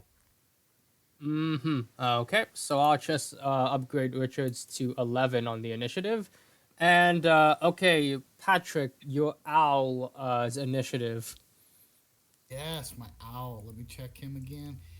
is a +1 to his dex. Oh yeah, and Pumpkin, your turnip mech initiative. That's different, right? Or does it just go after you? No, it's on the same turn as me. Oh yeah, it's your bonus action, right? Why? It's my bonus action to command, and it takes its turn right after mine. Uh-huh. Why does my owl always? How did I waste a nat 20 on my owl's initiative? Natural 20? What? Okay, so what's that? A 21 initiative? Okay. I'm amazed. The owl was ready to throw hands. Yes, my little barn owl that can't attack. He can't attack? Can't attack. Familiars can't attack.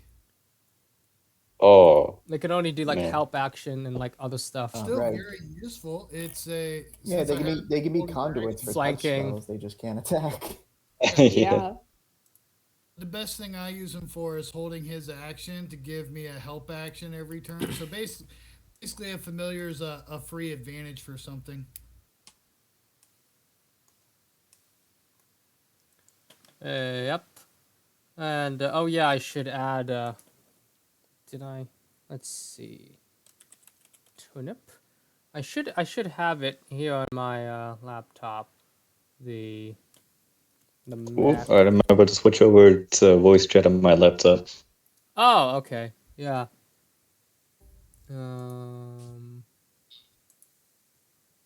Let's see. What did I file that under? I have like 5 minutes to get the turnip mech back. I also like how they put on here, whenever you use your familiar senses, during that time you are deaf and blind in regard to my own senses. The only sense of mine that I care about is my smell.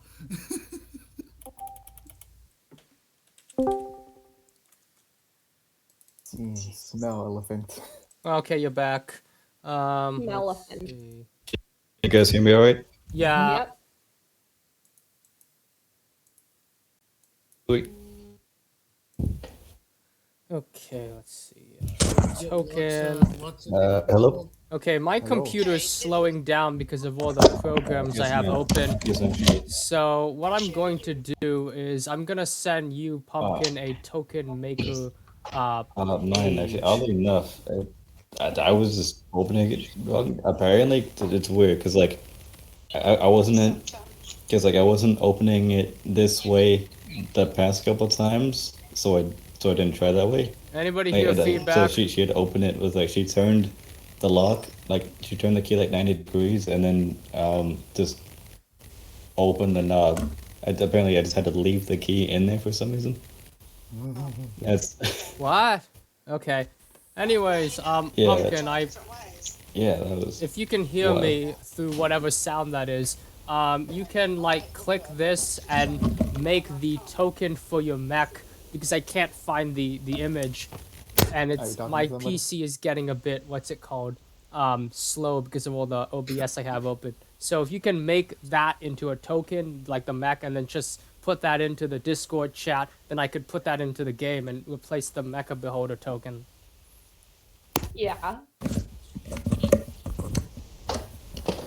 Okay, you have like 5 minutes, so you can take your time making that. And objection, I think there's like some feedback, like static, coming from your mic. From my mic. Yeah. Okay, the feedback is gone. I don't know who did Okay. anything, but yeah. Okay, it's back, I think, because objection, are you using like a new microphone or like No, I'd been having this microphone for a while. Okay. I'll just maybe it's like a connection wiring issue in your part of the country. It's okay. It's okay.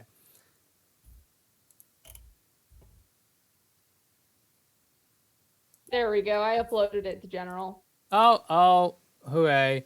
Okay, so then I'll move that to add tokens. Let's see. Add a new character. Select appearance. Add.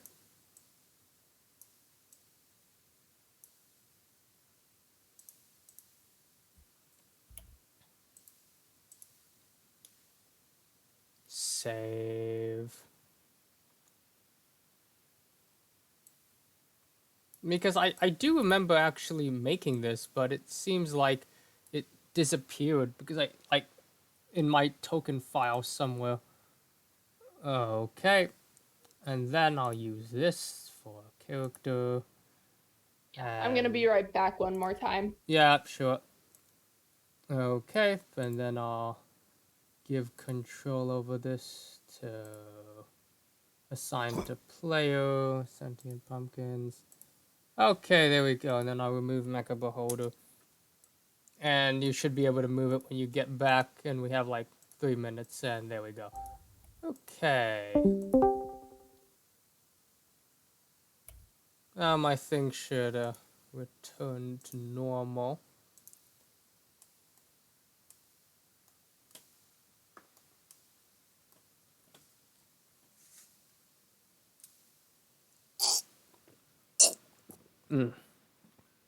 Yeah, finish a bit more of this apple.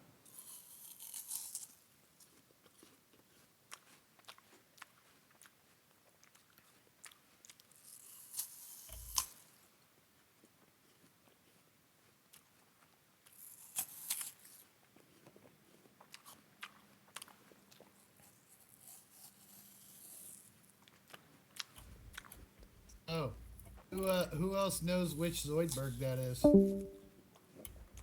What? The universe in the box. I have Yeah. returned. Okay. Bonus points for you. Boxiverse. Okay, so you Yes. can move the Mecha Beholder now, right? I mean, the Mecha Oh, Turnip. try. Okay, try it. Yep. Mecha Okay, turnip engage right. overdrive. Now, initiative hasn't started yet. It's still free movement, but if a combat does start, I will start the initiative. Oh yeah, and there's like 1 minute left, but if everybody is ready, I'll just start now. Oh yeah, I'm what's his face? The new guy left the chat for some reason. Huh. Okay, I'll just wait a minute. Yeah. Did anybody hear him say if he had to go somewhere? Oh, he's back. Great. Okay, now that everyone's here, we will be starting like 1 minute early, but it's fine. Now then. 1 minute. 1 minute isn't gonna kill anybody. Yeah. And Unless it's Unless in that one, combat. yeah, unless that 1 minute is death saving. okay, so Yeah. now that we're back, and the exorcists are trying to exorcise each other, what is the party doing? I assume we're all heading in. Okay, so Williams, oops, I didn't mean to move that. And the owl both head in, and so does the turnip. Okay. Yeah, I'm gonna be riding on top of my mech. Yep. Okay. Trying to stay as far away from the water as possible. Yeah. Okay, now as Richard enters into the thingamajig, Luck, make a dex save. And Kumuk too. So Kumuk, just stay outside for a bit and both of you make dex saves. And let's see. Oh, yeah, that was a 3. A 3, okay. And Kumuk, which was yours? That's what my save was. Oh, 3. okay. So, wait. Who's moving Nut's token? Oh yeah, Nut said he had to leave early for whatever reason. Okay, so I guess he'll just stay out there. Okay, so Kumuk, you got a 3. And I will roll a D2, which is basically flipping a coin, to decide which direction you get pushed to. Give me a second. Oh, excuse me. Okay, exclamation mark, roll, D2. Okay, 1 is forward and 2 is backwards. And you got a 1, so you are pushed forward. So I'll just move you here. and you get pushed into Patrick as the wall starts to move ahead. Now, Patrick, as you do get hit by Kumuk, let's see. What do you want to? You can roll athletics or acrobatics, or you can suggest doing something else. This is like the second time this has happened, by the way. Yes. You know what? I'm gonna roll athletics, Okay. and I'm gonna do it with advantage with the help action from my familiar. Okay. Got an 11. 11. Okay. So, let's see. That's enough for you to take 0 damage, but you do unfortunately get pushed into the water. Now, as you are in the water, let's see. Roll like athletics or acrobatics to see how well you can like swim in the water. Patrick, what are you doing? Elephants aren't aquatic. Got an 8. An 8. Okay, so you sink to the bottom. Currently, you can hold your breath because you just got in the water, but I don't know how that will be next turn. So I'll just put that you are underwater. And as you sink underwater, you see a giant boss crab, and everybody already rolled initiative, so I'll just reveal the crab to you. And the crab holds, yeah. And there goes the crab there. And both exorcists scream as the crab emerges onto, like, the top of the water. Now, we'll start initiative. It is the owl's turn. My owl is going to hold its action. Yeah. As it just kind of flies around right here. Yep. That's the end of Owl's turn. Mm-hmm. Kumuk. Yeah, how just big is put. this room? How big is this room? big is this room? Okay, you can use the ruler and like measure it. It's about that size. I need to find out how to put a thing on Williams to show that he's underwater. It's a 55-foot room. How tall is the ceiling? The ceiling. Let's see. I'd say it's about 50 feet high. Okay. 50 feet high, that's perfect. Well, let's see. First things first, I'm going to action wild shape and bonus action chalet. Mm-hmm. Shalayla. Yep. Let me just click it. So wild shape and bonus action chalet. And let's see, wild. Oh, sorry, not wild shape. Symbiotic entity. That's what it is. Okay. So that much temp HP. And I will chalet my quarterstaff. And I will go over here. And that will be the end of my turn. Okay. Okay, and the crab got an initiative of 13. Okay. Okay, so as you do that, it is Paw's turn. Okay. First pause is like, before we attack this thing, I might need some healing. And he is going to cast heroism on his mech. Mm-hmm. So the mech will get 3 temporary hit points. It's a turn, so gains 3 temporary hit points. Okay. And then with my bonus action, I am going to order the mech to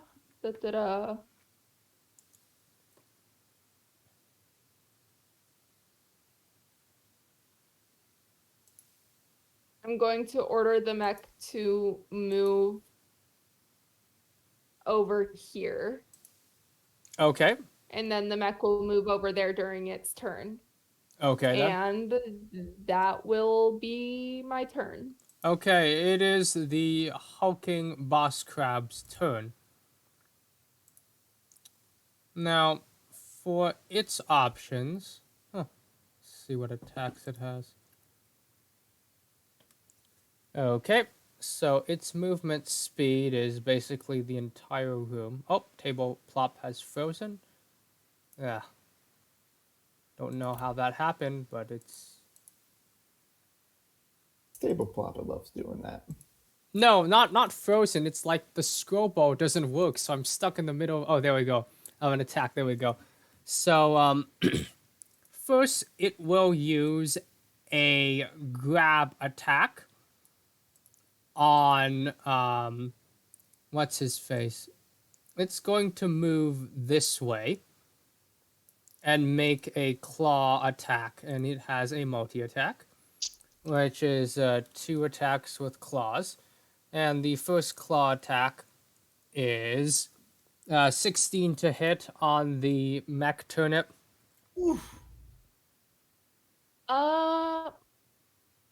Yeah, that hits. Okay, so that does 27 bludgeoning damage. Ooh. Okay. Yeah. Now, the target is grappled. Now, roll an athletics or acrobatics for the mech to escape the grapple. All right. Let's do athletics. Mm-hmm. So that'll be 2 plus 2 plus 2. So roll plus 6. Mm-hmm. All right. That's an 18. Okay, so 18 makes it, and you manage to slip out of the claw and plant both feet onto the floor. Now, as that happens, the crab is going to move down this way towards Richard and make its next attack. Let's see. And this one is 11 to hit, which I'll just assume is a miss. Yeah. Yeah. And finally, I will roll a d4 in the Discord chat. And the result is a 1. Wow, you're pretty unfortunate pause. As the, whatchamacallit, the wall spikes tend to, like, spring out. Now, make a athletics or acrobatics check as the wall spikes. For me or the mech? For the mech, yeah. Okay. Let's do athletics again. Okay. Roll and then add 6. That's 25. 25. So you manage to jump up and break some of the spikes and stay where you are at. Okay, so that's the end of the hulking crab's turn, and it is nice save. Richard's turn. Yes. All right, I'm it's within a melee range, correct? Yeah, it's underwater, but you can basically see its shell like peeking over the water. It's just that big. Okay, cool. So yeah, I'll make some attacks with my flail and my longsword. Mm-hmm. So first attack, my flail, that is a 17 to hit. Okay, let's see what Table Plop says for the AC. 17 does hit, yes. Cool. That is 10 damage. Okay. Then I will also attack with my longsword, which is a 11 to hit. 11 misses. All right. As it glances off the watery shell. Okay, I'll use my bonus action to attack with my flail again, Mm-hmm. which is another 11 to hit. So Okay. 11. That one misses as well, as it splooshes into the water instead of hitting the crab at all.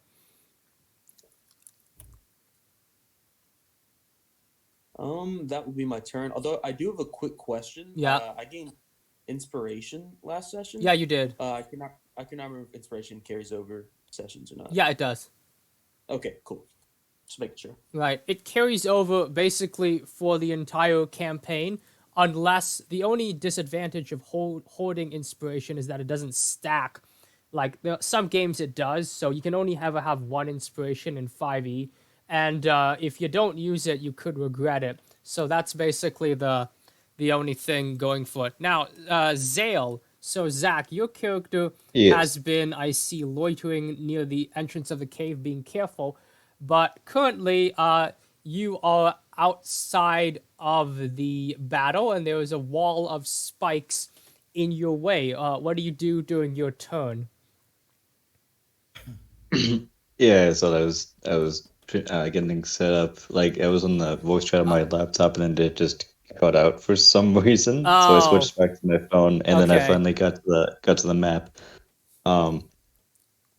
Okay. Can you move your So character? yeah, I will. Let's see. I can get there if I dash. I'm pretty sure. Okay. So I'm gonna try and dash, and then jump over the spikes. Oh, well, the wall of spikes is basically blocking the door. So if you want to enter, you'd have to use another method of entering in, unless you want to like jump and tackle. Mm. I guess that's what I'm gonna do. I guess I'll try to run up and break a spike. Okay, so are you using a weapon or your bare hands to break that? I will use my trident. Okay, so yeah, I'll just allow you to like have a bit of more movement, so you're like right at the spikes without doing a dash, and then you can make a trident attack roll to see how it hits and if it breaks the spike or how much damage it does. Okay.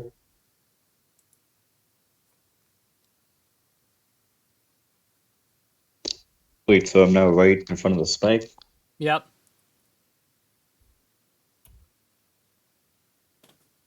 And then Yeah, so on the D&D Beyond page, on your actions to like the bottom right-hand corner kind of ish sector, there you should see something like to hit, and then there would be like a plus something, like a +5, +6, +7, something like that. And you click it, and it will be like a 1d20 plus your modifier and proficiency with the weapon.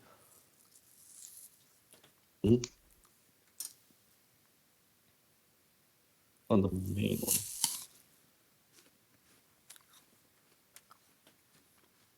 Right. Plus 2. Okay. That's a +5. Let's go.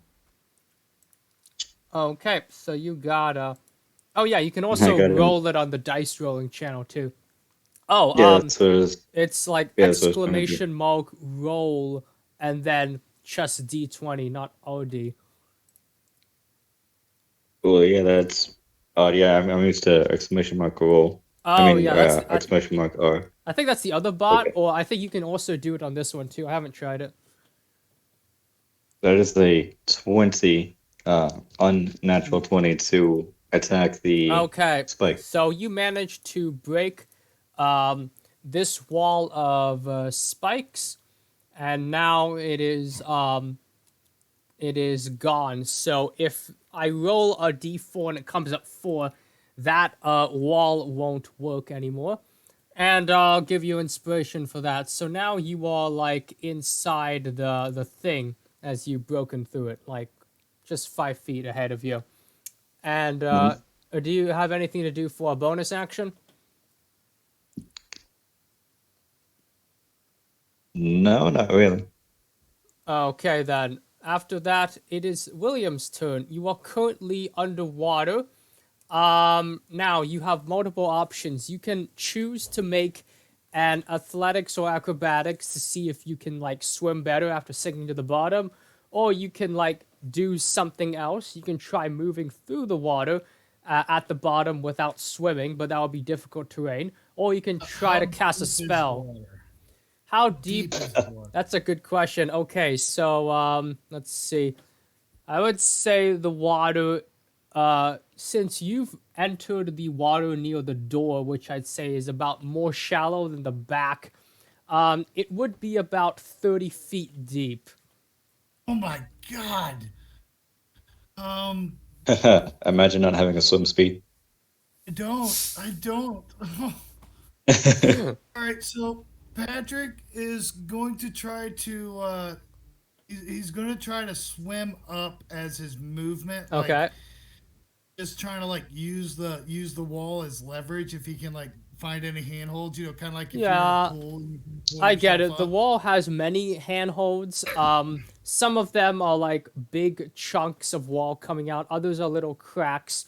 And let's see. So your movement speed is what, like 30, and at 30. difficult terrain that would be 15. So you'd get Yeah, 15 feet up. Yeah. All right. So I get 15 feet up. I'm going to still be holding my breath. Yeah. And although there'll be some bubbles coming out of the water as Patrick's attempting to say something in response to what Puddle Paws said whenever he first fell in the water. But also, Professor Puddle Paws will find his answer soon enough, as my owl will then fly over using its held action. Fly over towards Professor Putterpaws, invoking no opportunity attacks due to flyby. And then my familiar will then be the conduit for the touch spell, level 2, cure wounds. Oh. Thank you. I appreciate it. Okay. Nice. And Nice. then, are you healing me or my mech? I'm healing you. You're Okay. going to get 13 HP back. Thank you. Appreciate it. Okay. Nice team play. Yes. Yes, as if Patrick really wishes he could say, "I understand if anyone needed healing." And then my owl will again fly back to me over the crab without invoking opportunity attack, and my owl will hang out here. Okay. And That's the end of Patrick's turn. That's all he can do. He's still trying to get out the water. Okay, so do you use your bonus action to move the owl? No, the owl held its turn to do that. Oh, okay. So now it's the owl's. Oh wait. So now it is the. Owl's actual turn, and the owl's gonna hold its turn again. Right. Okay. Now, as this does happen, yes. So now it is. Let's see. It is Kumuk's turn then. All right. How deep did you say the water was again? Just to double check. 30 feet. 30 feet. Gotcha. 30 feet on your side. On my side. Yeah, because I from got where that you much are, the closest to you is 30 feet down. Yeah. I mean, it's not like all even 30 feet, but like the closest to you is 30 feet down. All right. Since we're going all in on this thing and we want to save the Exorcist as quickly as possible, I'm going to have Kumuk use conjure animals once again. Okay, and what animals do you like? I'm going full wolf squad, so give me a bunch of wolves. Okay, let's go for the wolves. I'm gonna have them swarm that big crab. Okay, so this is regular wolf or dire wolf? Regular. I'm going for the 8-pack. Okay. Oh, nice. Big pack. This crab's gonna get it. Kumuk's pissed. Okay, at these so just aquatic let me guys. know where to. Oh wait, can you move them? Let me check. I can. Okay, so when I make them, just move them to where you want to go. Okay, so there's 5, 6, and 7. Okay, And I'm missing one, I think. 8. There we go. 1, 2, 3, 4, 5, 6, A 7, little 8. pause suddenly becomes very nervous with the amount of dogs surrounding him. Yeah. All right, I'm gonna have S and X. Is Zale or Luck able to get through the wall yet? Zale broke through the wall. Yes. Yeah, I have a wolf in front of me right now. Okay, I'll have these guys spawn over here and start going to town on the spike wall that Kumuk's near, Okay. Mm. and I will move Kumuk to here. Okay. So your action was summoning the wolves, and then now it's the wolves' turn. Yep. So that's 1, 2, 3, 4, 5, 6 6 attacks at advantage on Boss Crab. Okay. Tactics. Okay, first attack. That probably misses. That was horrendous. That was. Oof, yeah, that was an 11. That definitely misses. 11 misses. Okay. Oh my god, that was a 9. That misses. Where are you rolling the attacks? D&D Beyond, rolling 2d20s and then adding 4 and. Oh. Oh, there we go. It just took a while to Oh, there's load. a critical. So Oh. that's 1 crit, and that's 4 more attack. 3 more? 4. 3 more attacks. Okay. 3 attacks, 1 crit. Okay. So 3 attacks, 1 crit. Okay, do the crit damage first, and then we'll do the rest of the attacks. Right. Okay. Let's see, that's 2d4 plus 2.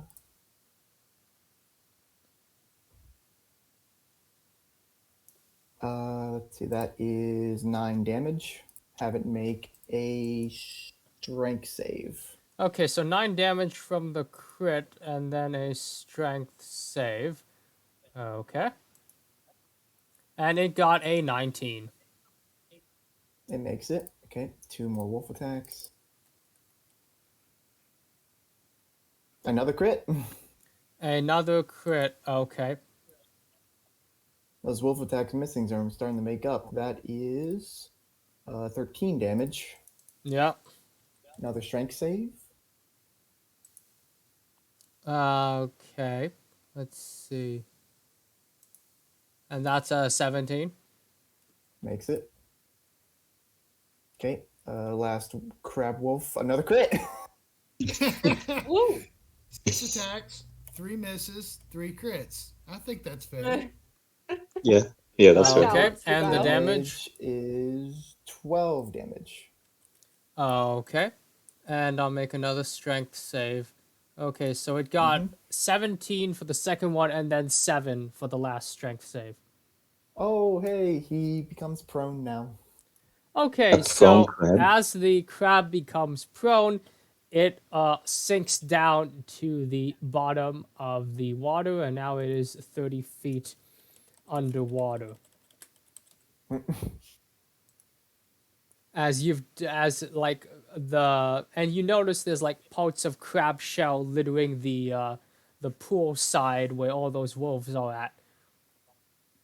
Okay, and I guess I'll have S and X go to town on this spike wall over here. Okay. Because he saw how Zale could break them. Yep. Okay, so have each of them do some do to hit, and then damage. Okay, hit. First is 13. Does it hit? 13 hits, yeah. Okay. That was only 5 damage. 5 damage. Okay, and the next one? I think that's a hit. That's a 23. Yep.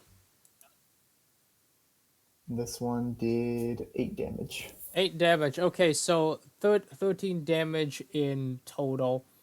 Let's see. Because it wasn't like, what's it called? Okay, so from there the wall begins to crack, but it's not fully broken yet. And Oh yeah, the difference is that Zale did a strength check instead of a damage thingamajig, I think. Oh whatever, I'll just keep going. But I think I made a mistake somewhere there. Okay, let's keep going. So the wolf's turn is over. It is now Paw's turn, and you're surrounded by wolves. What do you do? Paws is very nervous at the sight of all the wolves around him. But Paws is going to take out his crossbow and load. So what is it called? It's one of the infusions I did. Mm-hmm. Walloping crossbow bolts. Okay. So he loads up the crossbow with that, and now he's gonna roll to attack. Well, remember the boss crab is 30 feet underwater, so you're all It is 30 shooting feet downward. underwater. Yes, the range of the crossbow is Okay. what? 80. 80. Okay, feet. that hits. Yeah. Not you don't.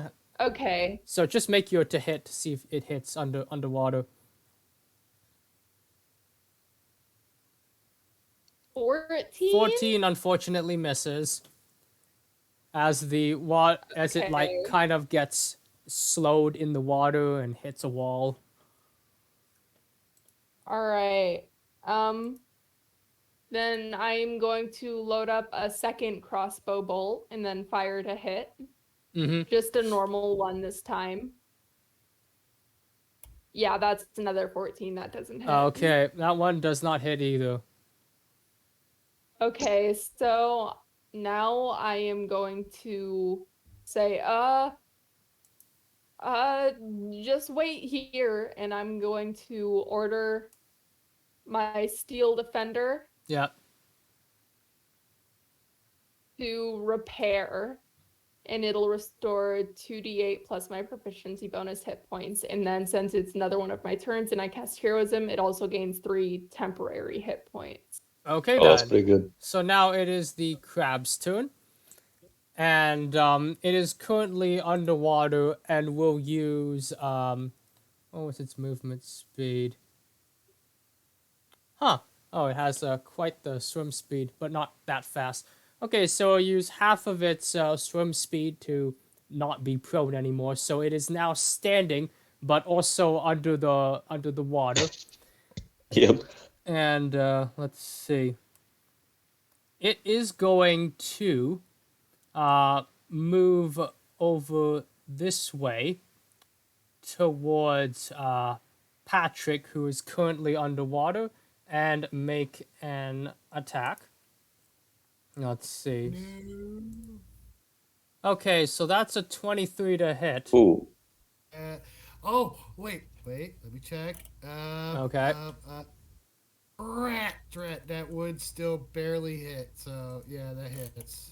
Okay, and that does 29 bludgeoning. Yeah, and make an escape DC athletics or acrobatics to get out of the crab claw. I'm going to spend my inspiration for advantage. Yep, go ahead.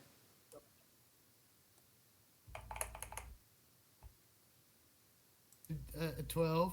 A 12. Unfortunately, you are now grappled.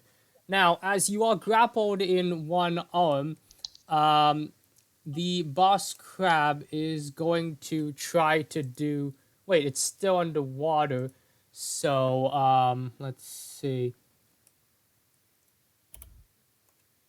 Okay, so, I'll have to... whatchamacallit. It will make a crab noise, and then, let's see. I'll put this one over here, and another crab has been summoned this direction, and I will roll its initiative. And it is a 7. Okay, then. And then I will roll a d4.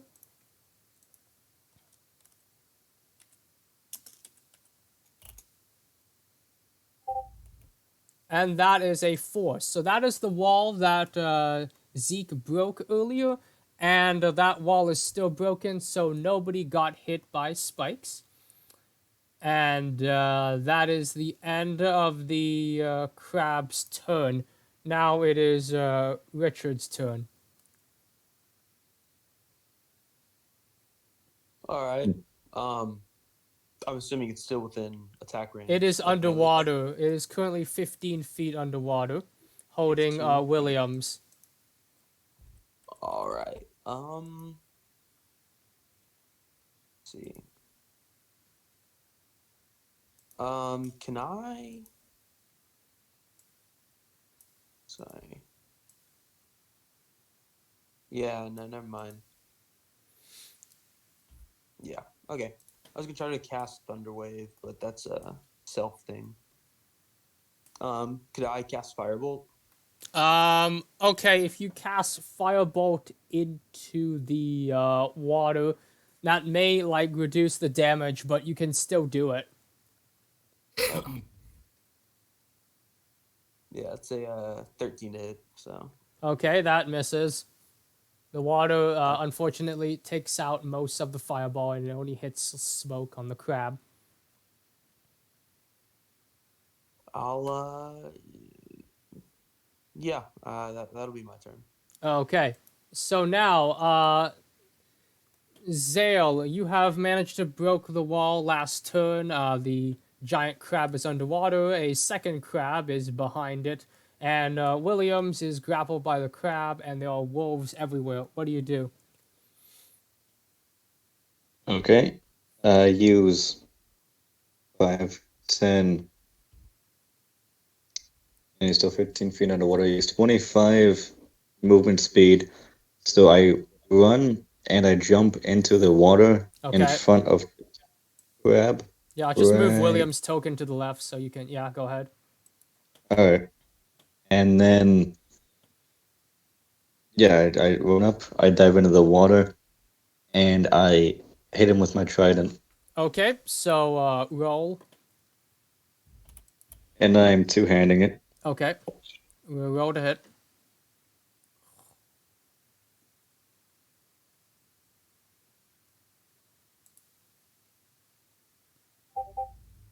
Does a 12 hit? Okay, so unfortunately, both those attacks miss. Oh wait, no, you only rolled a 12. Yeah, so that unfortunately misses. Okay. And second attack, let's see if this does anything. That was lower, that was a 10. Well then. That is a 10. Okay, so this time your trident kind of gets stuck in the wall and you pull it out, but you've missed second attack. Things are looking dire for the party. Yeah, well then. So, that's my turn. Okay, now it is giant crab to the left's turn. Now this crab here is going to have a swim speed of 30 feet, so it will swim in the water, then get up there, and am I holding the right? Yeah, and it will move around here and make an attack against Wolf F. Okay, actions. Scroll down, and it is a claw attack. And this is a 9 to hit. Kumuk, Mega. What is the wolf AC? Sorry. It's a miss. Okay, and that is a miss. Okay then, and with that, the crab's turn is over. And Williams, it is your turn. Now, you have been underwater for 2 turns straight, so if you don't get out of the water, you will be taking damage at the end of your turn. What do you do? And you are grappled. Yeah. Since he can't manage to escape this grapple, or he might not escape this grapple, I'm instead going to do some shenanigans. I am going to use the shape water cantrip Mm-hmm. to make the water around me go away so I have a nice pocket of air to breathe. Nice. Okay. Oh, that's really clever. Proper shenanigans. Yeah, I'll give you inspiration for that, so you won't be taking any choking damage. You can breathe, yes. All right. And that is I think that's the end of my turn. Wait, no, I might have something since that was a cantrip. Ooh, I have a bonus action I can use here. If only you had Misty Step. Yeah, I Okay. don't have that. I do have a bonus action spell. I'm going to cast healing word on myself as a bonus action at 2nd level. Okay. Nice. So I'm going to get come on, give me good. 8 HP out of that huge chunk he took back. Yeah. You took like 29 damage or something, so 8 HP is decent, yeah. Yeah, if I wasn't a Loxodon wizard who has an absurd amount of constitution for a wizard, that would have one-shot me. Yeah. Huh, lucky you. So 22 HP now. That's the end of my turn. Mm-hmm. Okay, and with that, oh, not that one. It is the owl's turn. Owl is just going to fly around over here, out of reach of the crab, and just kind of keep hooting around as it flies up in the air. Mm-hmm. We're gonna say it's like 15 feet up above the water. Okay. So that's the end of Owl's turn as it holds its actions. And it is Kumuk's turn. Okay. I can see the thing underwater, right? Yeah, so as you look through the half-translucent water, you see there is Zale trying to poke the behemoth with its trident and failing. And there's Williams, who's created an air bubble around his head and trunk, and the crab in total. And you also see the two exorcists try to exorcise each other on the little island there, and both failing. Okay, now we'll go here. Yeah. I'm going to try and cast Thorn Whip on the boss crab. Ooh. Oh, okay. Now, what's the reach of Thorn Whip again? 30 feet. 30 feet. Yeah, So that would reach. Yeah. So that's 15, right. and then like an extra. Yeah. Okay. 19 hits. Yes. Wait, what? Okay. How do I add that that little description under me that's like that I'm underwater? Oh yeah. I can add that for you. Let's see. He takes 4 piercing and is dragged 10 feet up to the surface. Oh. I'm guessing he's taking Patrick with him. Okay, so Thorn Whip. Does it have like a max, like weight it can carry, or how does that work? It just pulls the target. Oh, okay then. So I guess you're just like a fisherman. You pull the crab upward. Now, Zale, I need you to make an acrobatics or athletics to see if you don't get hit by the behemoth getting pulled up. Okay. Oh, Well, if he fails, he just rides up with it. Okay, and that is there. try again. Yeah.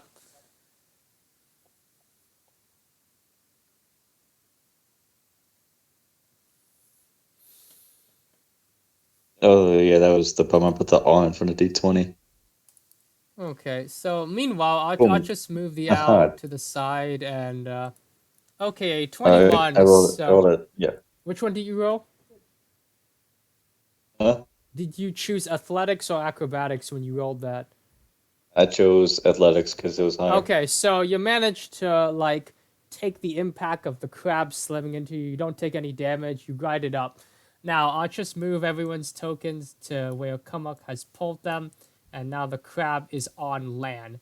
So I'll just change everyone's description so that you're not underwater anymore. Okay. Yeah, and that was pretty smart. So I'll give Kumuk inspiration for that. And Hooray. hooray! And are you doing anything else with your turn? Nope. Okay then. That'll be it. it is now Paw's turn. Okay. So before Pause does anything, he is going to yell out, can somebody grab that one for me? Pointing towards his walloping ammunition at the bottom of the water there.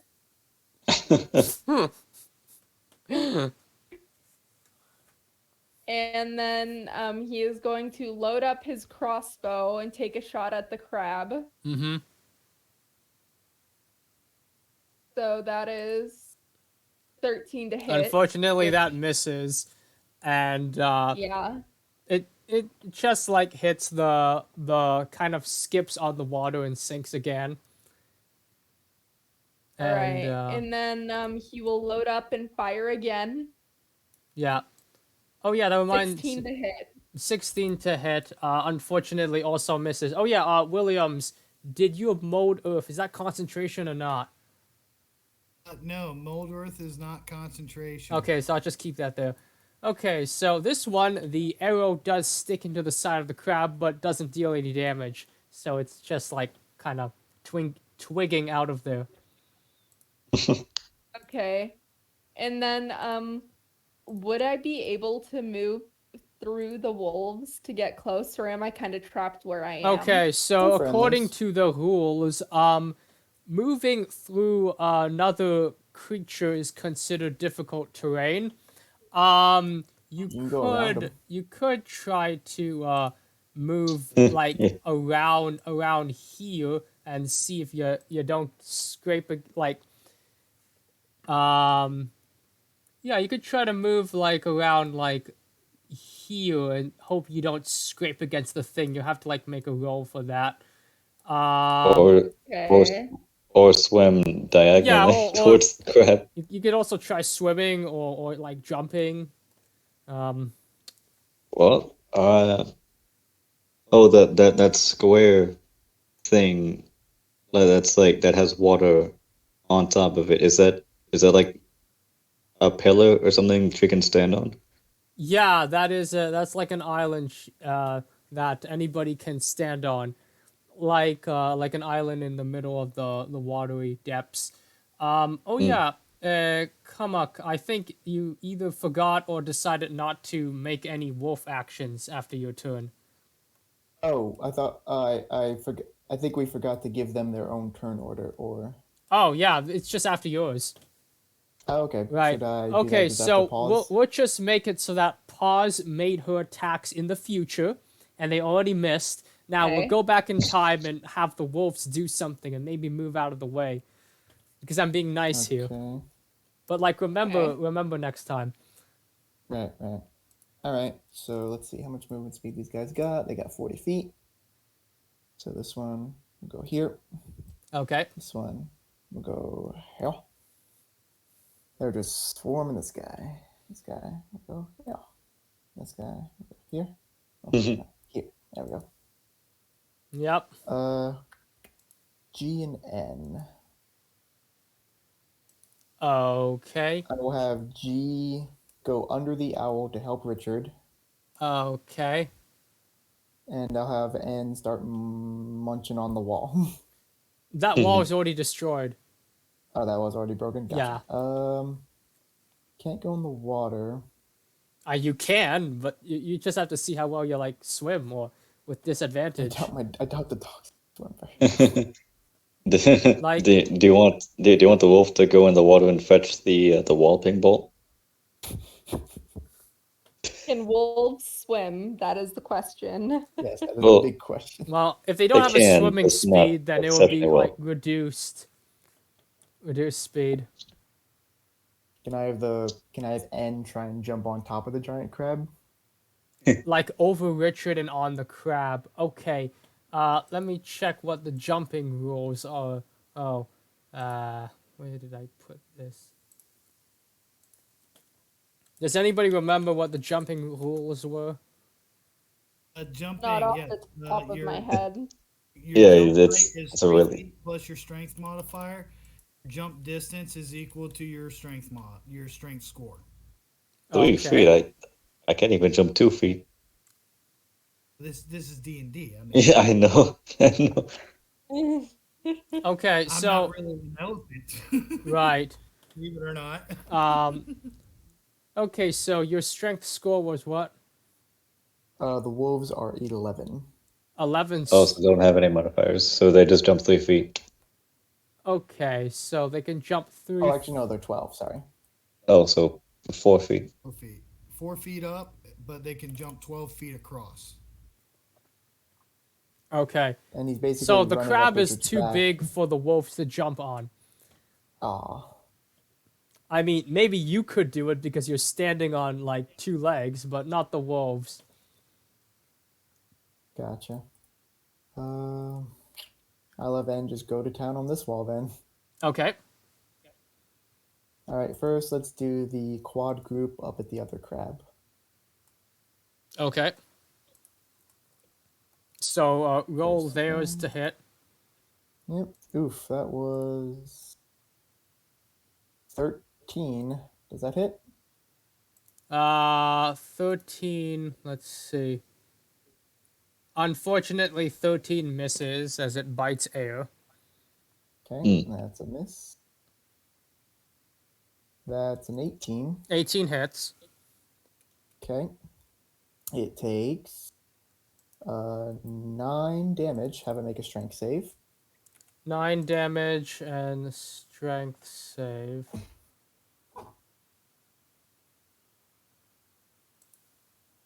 Is a 2. Okay, now the giant crab is prone on the platform. Yep. 2 more wolf attacks coming in. That's an 18. 18 hits. Okay, it gets dealt 4 more damage. And the crab dies. Hey. So that leaves E, I guess, to also go to town on the wall. Okay.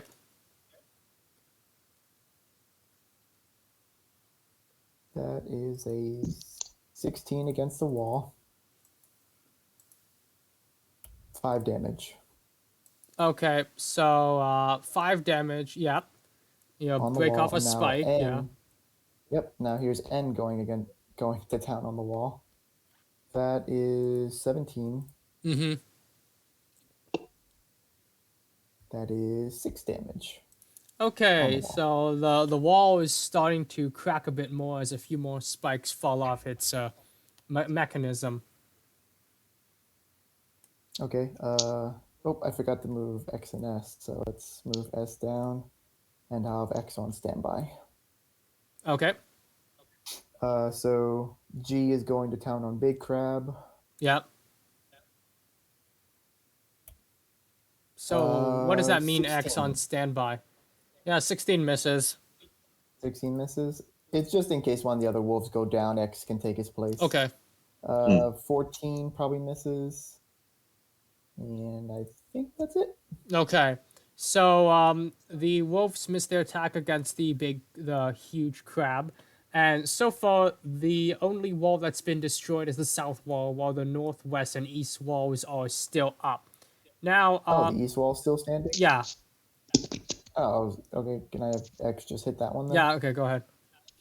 All right. He's not near anybody, so he's just biting. That's a 13. Okay. So with 13, what's your damage? Okay. 7. Okay, so with that, this wall crumbles too, and now this wall is gone. There Now, we go. I believe that's the end of the wolf's turn, so pause. Let's see how you can move now. Okay. So I think you could let's see. swim over like 10. Yeah, you could swim over like 10 feet and climb onto that island and just shoot from a range. I already made my attacks. Yeah, and they missed. she already made Oh, pauses yeah. attacks. Oh yeah. Yeah, so I am going to ride on my mech around now. Yeah, so that area is completely blocked off. So I'm just going Yeah, to so this try and is get 10 as feet, close as yeah. I can. Okay, 10, and then oops. with the mech. And then I'm gonna say, the heal again, and the mech is going to heal some more. Okay, so you move a total of 20 feet and then heal. Okay. And then it Yeah. is the hulking crab's turn. So it will do another screech, and another crab is summoned from this island here. And I'll show it. Oh no. And then I'll have to roll its initiative to see what it gets. And that is a 19. Okay, and for the current crab, Williams is still being grappled. So with one action, the crab is going to throw Williams. Whoops, that's not what I wanted to click. This way into one of the spikes that are still on that semi-destroyed wall. Ooh. Yep. Oh Okay, no. so first we'll see what damage that does. Let's This just is not how I expected my first imitation of Dumbo to be. yeah. Okay, so we'll just roll damage against the. Okay, so the wall damage, I'm gonna calculate that as R2d8. Okay, so that will be 9 bludgeoning, and then the spikes. Let's see how much that's gonna hurt. Yeah, just make that a. A lot. And the spikes have to spikes hit, do the spikes have to 9 hit. damage. So that's 9 bludgeoning and 9 piercing. Oh. I'll just move your character to the spike, so you're here now. Can I use my shield spell reaction to try to lessen that impact? Okay, go ahead. So as you use the shield, the spike will be reduced, so that will be 4 damage of spike. So that's a total of 13 damage. Okay. Oh, it still hurts. Oof. Yes, it hurts. Okay, so that was attack number 1. So now the second claw will go against Kumuk. And where did my actions go? Oh, Is that a melee attack? yeah, that is. All right, I need to start using my feet. Oh, yeah, so I'll be- remind us what your feet does again. So Sentinel, where is it? When a creature within 5 feet of me makes an attack against a target other than myself, Yeah. I can use my reaction to make a melee weapon against it. Okay, so first, for throwing Williams, that counts as 1 attack, so you do your weapon thing. Quick question. Is this crab size category large or huge? Huge. So, Okay. if you look north, there's a smaller crab. It's called the giant crab, and that's a large one. The one that, the Okay. bigger one is the huge one. Now, there's one even bigger than that, but it's too high level for this dungeon, so I didn't include it, even though I wanted to. Glad you didn't. Yeah. Yeah, this crab is kind of kicking our asses. Yeah, So far, I think so, it's Kumuk and the wolves that have landed a hit so far. okay, Richard, so you made your to hit, and that looks like a natural 1, unfortunately. Yeah. Okay, so with Pretty that, smart aleck out of you, Kumuk. You shoved me in the water. okay, so with the natural 1, let's see, make an athletics if you can. Yeah, just make an athletics. I want to see what the result of that is. A 10. Okay. So you do fall in the water, but you manage to cling to the side. So you're like, your head is above water, but you're in the water and you're clinging to the side of the pool. Now, with one hand. Now, this hulking beast has tried to do an attack against Kumuk. It was an 8 to hit, which I believe is a miss. And let's see. Oh yeah, it will after that roll a d4.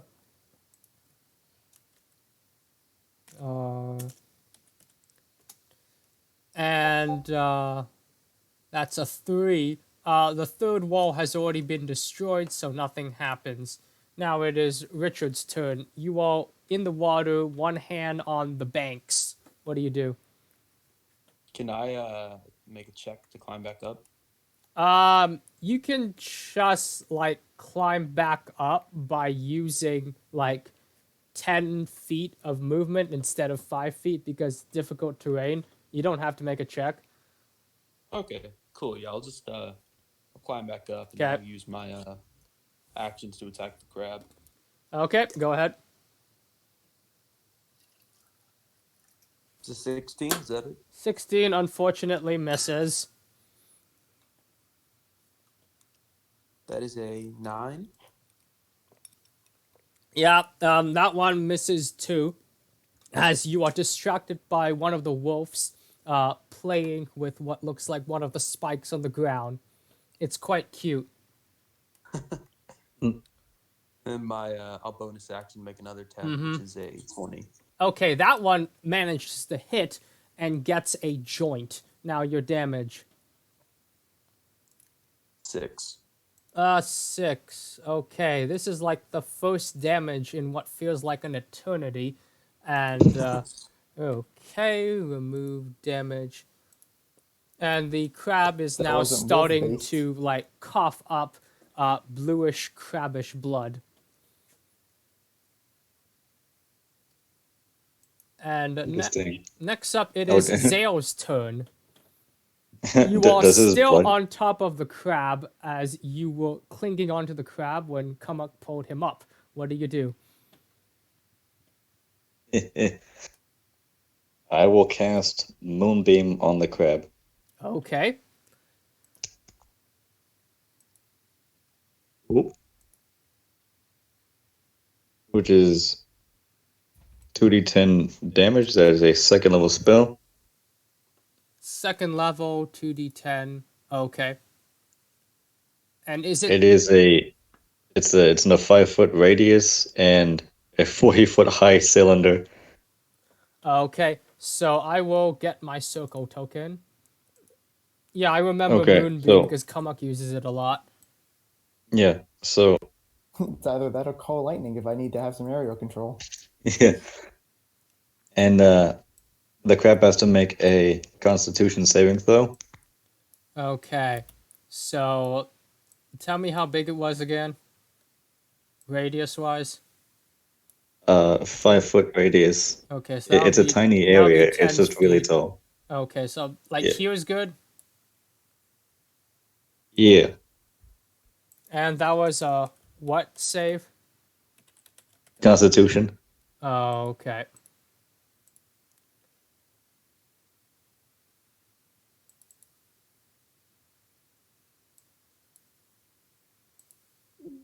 And that's a 16.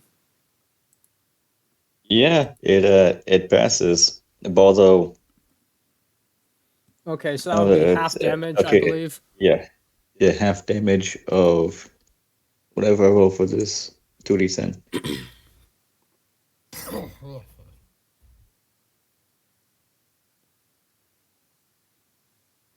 And that is, oh hey, well max on the first one. So that, yeah, I rolled 15. Do you want to round up or down for that? I'll just put that as a, what do I usually round it up? I think I usually round down, so I'll just say 7. Okay. Yeah, I believe we've always rounded down. Yeah. It saved a lot of Yes. players' lives rounding down. Okay, and yeah, I managed to moonbeam it in the eye. Nice. And I will also use my second attack. No.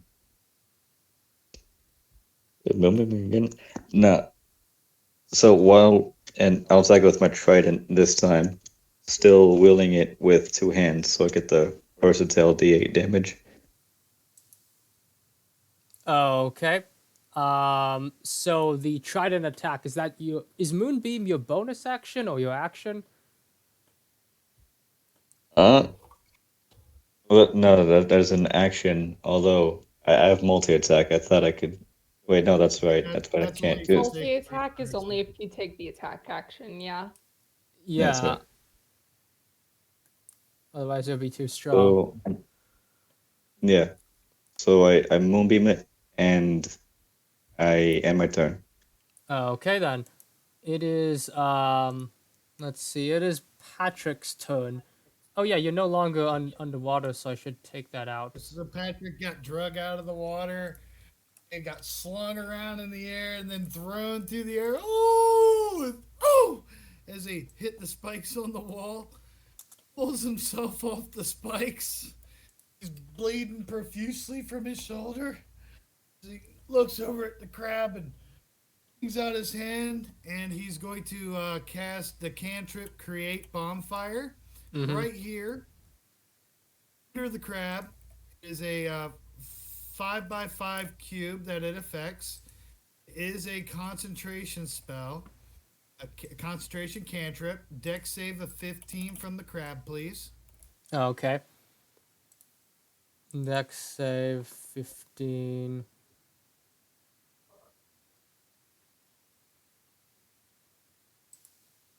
Oh, it got a 7. Ah, sweet. So he's going to take the full damage, 2d8. Come on. He's going to take 10 fire damage from the bonfire. Mm-hmm. Then I'm going to bonus action healing words at first level for myself, Mm-hmm. and that is going to give me 6 more HP. 6 HP, okay. Well, you need every HP you can get after that beating. Dude, Yes, I do. seriously. I really do. And that is the end of Patrick's turn.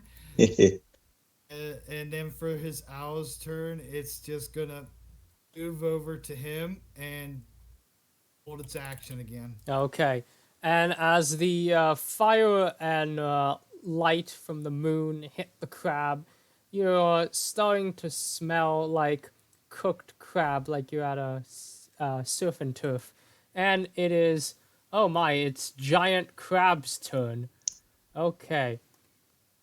So this one will go here.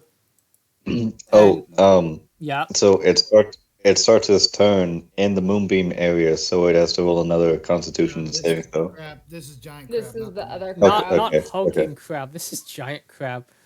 Okay, so it will go here and make an attack against the Exorcist. Yeah, I As love it- how they're still arguing but not even doing anything. Right. yeah. Oh, those poor guys. My owl is going to use the help action for the Oh. Exorcist to try to give disadvantage to the attack. Oh, okay. Oh, that's nice. And it's a 12 to hit, and then a 13 to hit. So they both miss anyways. Thanks, Owl. And instead of hitting, what it does is break the chains of the Exorcist. So the Exorcist is now free, and then he turns around to the other Exorcist who walked through a bunch of people and said, "I'm gonna prove to you that you're a ghost." And he takes out of his pocket a mirror, and Ghost Exorcist looks into the mirror and sees no reflection and realizes, oh my, I am a ghost. But how? I was able to exorcise that guy. And the other exorcist says, well, I think I remember who you are now, teacher of my teacher. And the ghost exorcist realizes who he is and passes away peacefully. So now there's only Joyberg the exorcist. All right, now it's Kumuk's turn. Oh, Ooh, multi-layer. oh well. My favorite Exorcist was the real one. Okay, anything for Kumuk in close range? Is it concentration? It's a con check.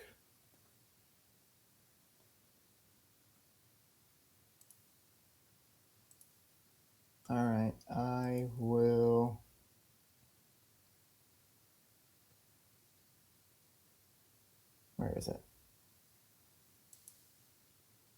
What are There you it is. looking All for? right.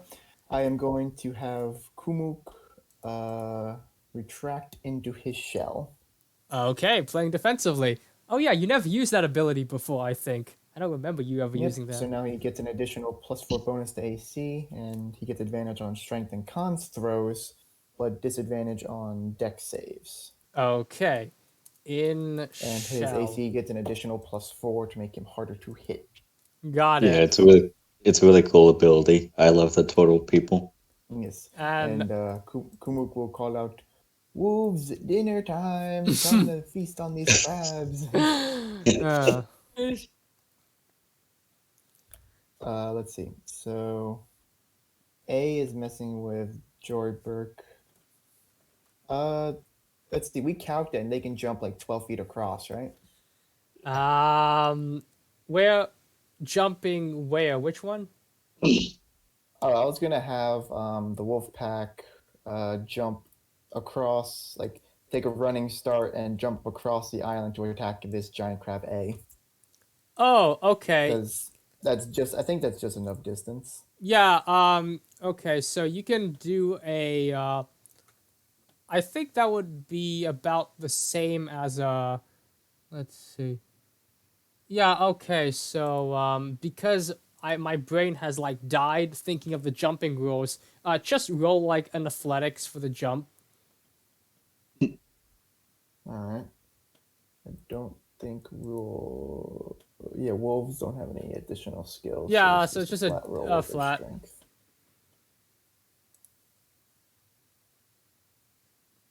A 9.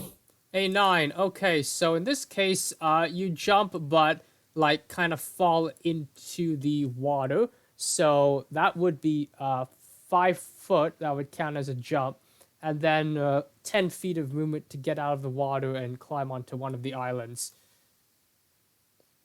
Okay, so he used 15 feet. Yeah. So which one was it? Wolf E? Yeah, I was testing with E. Yeah. Yeah. Okay, that's 15. Yeah. Okay, so he used 15. He's going to use another 15 to get up in the wolf's crab's face. Okay. So If we're doing this for all of them, they wait, have enough wait a movement minute. So to... you go back for a bit. So you were on the island right there. I like this is kind of covering like a bunch of text that the person who made this map wrote. So he was on the island, and then are you like doing another jump, or are you going straight up? Because this would be 10 and then 20. Is this not like one solid island? Is it just like island, island, island, island? Yeah, I should have clarified that. Yeah. Oh. Okay, do you want to like okay, just keep going. So the wolf is like here right now, yeah. Okay. And Is that enough movement for him? Would that be enough for him to get there? that's 30 feet, right? So from here to here would be 20, so that would be too much. Like I think Wolf X could make it, but he could not. He has a 40-foot movement. Oh, okay, then in that case it does make it, yeah. I sometimes Okay. forget what everybody's All right, movements I guess I will have X also. I can have X try and jump on Joy. No, I'll have him. I'll just have X jump in the water. Okay. And he'll go there and be next to Joyberg. Let's see. Can any of the other ones reach him? I'll have N jump in the water, and that will be. That's enough movement. Yep, he can get the big crab. I'll have these 4 start making their way down. He goes down here. Okay, so He goes down because here. you're going by these sides, I need you to make one wisdom check for the wolves to see if they can run past the spikes without getting scraped. Just a Wisdom check, yeah. Okay. 12. Okay, so for 12, let's see. I'll have to roll something. I'll just roll a. Let's see. Okay, so all the wolves take 3 damage as they were not wise enough to run in between the spikes properly. Okay. All right. So that's all the ones I'm going to move for now. Let's have ENX go at the crab. Yeah.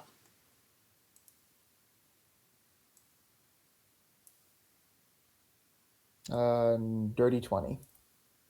Okay. Yeah, that hits. It gets dealt 8 damage. Have it make a strength save. Crab, the giant crab at the top, the red one. Yeah, giant one attacking Zoidberg. Okay. It's Joybug, original character. Do not steal. Strength save. Okay, 3.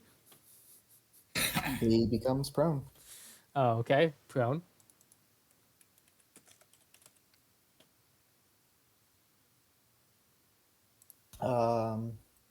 Okay. And he's Yeah, in between the islands. Does he start sinking in the water? yeah. He does begin to sink into the water after becoming prone. Thank you for reminding me. So I'll just say, now as he is sinking, let's see. That would be 40-foot depth because he's deeper into it. Okay. If he fell, I'll have X. Yeah. X didn't spend all that much movement, so he should have enough to climb up onto that Go island. ahead. And he will ready his attack when the crab comes back up. Okay then. Okay. Now we shall have the 3 going at the humongous one.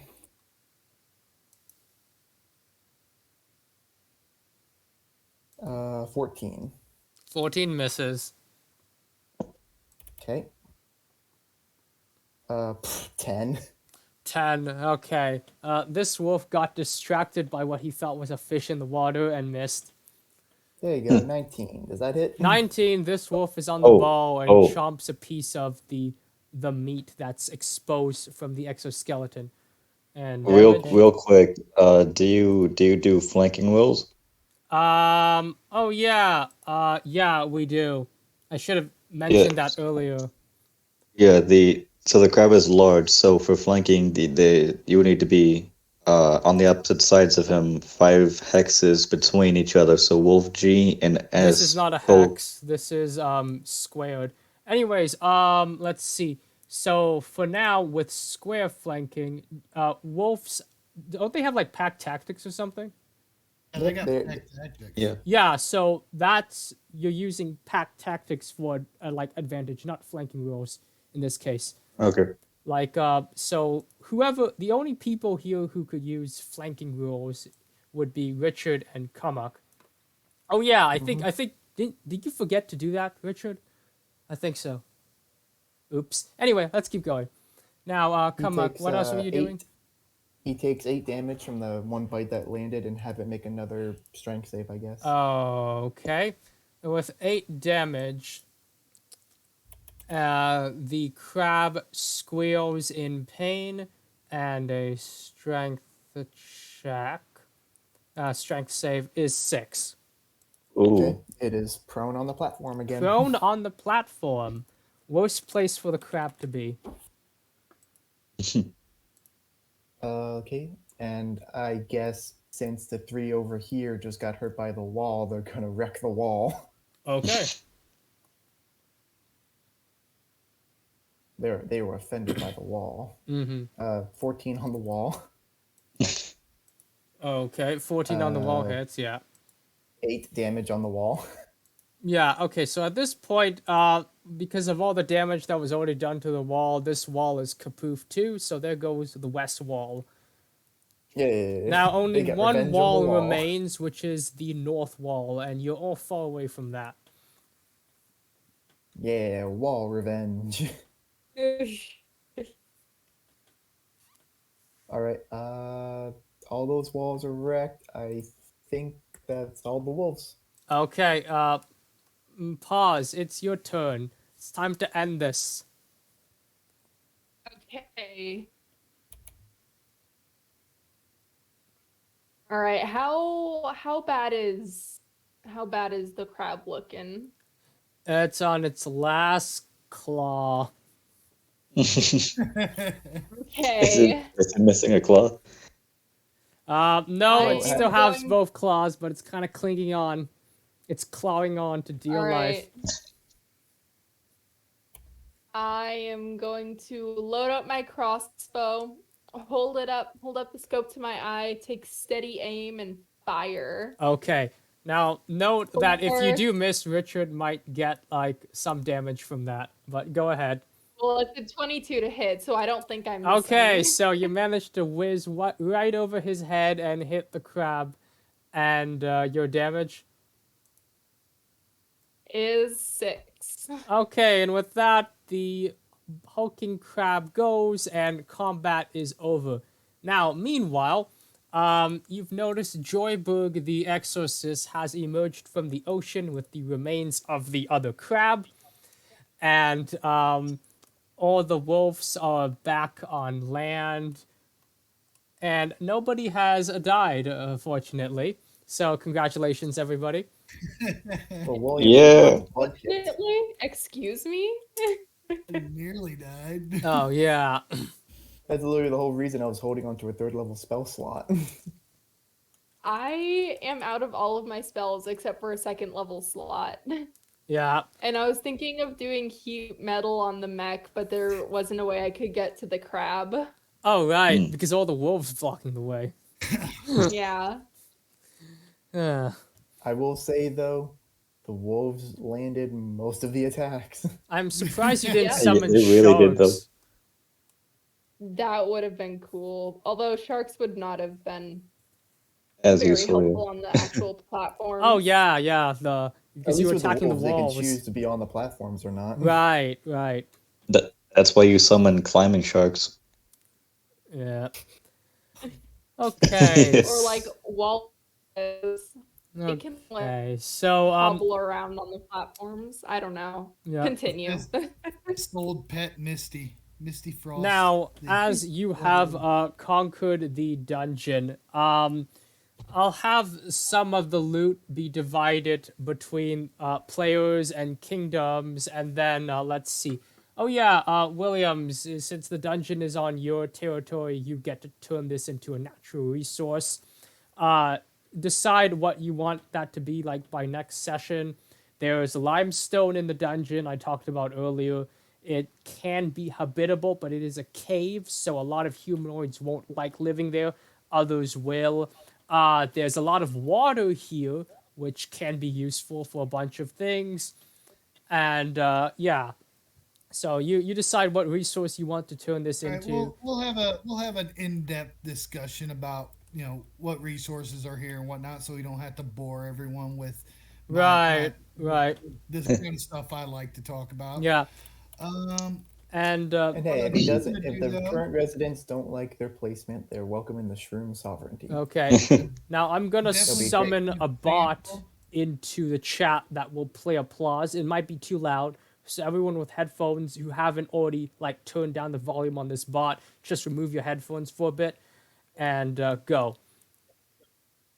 So, like, right-click the bot and then put user volume down, and it should be okay. I hope I didn't explode anyone's eardrums.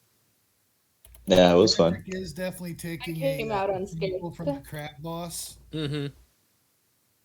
Obviously, a crab this big is there's that not quite right, or maybe it is right. He doesn't know, but it's definitely unusual, and again, it's something worthy of study.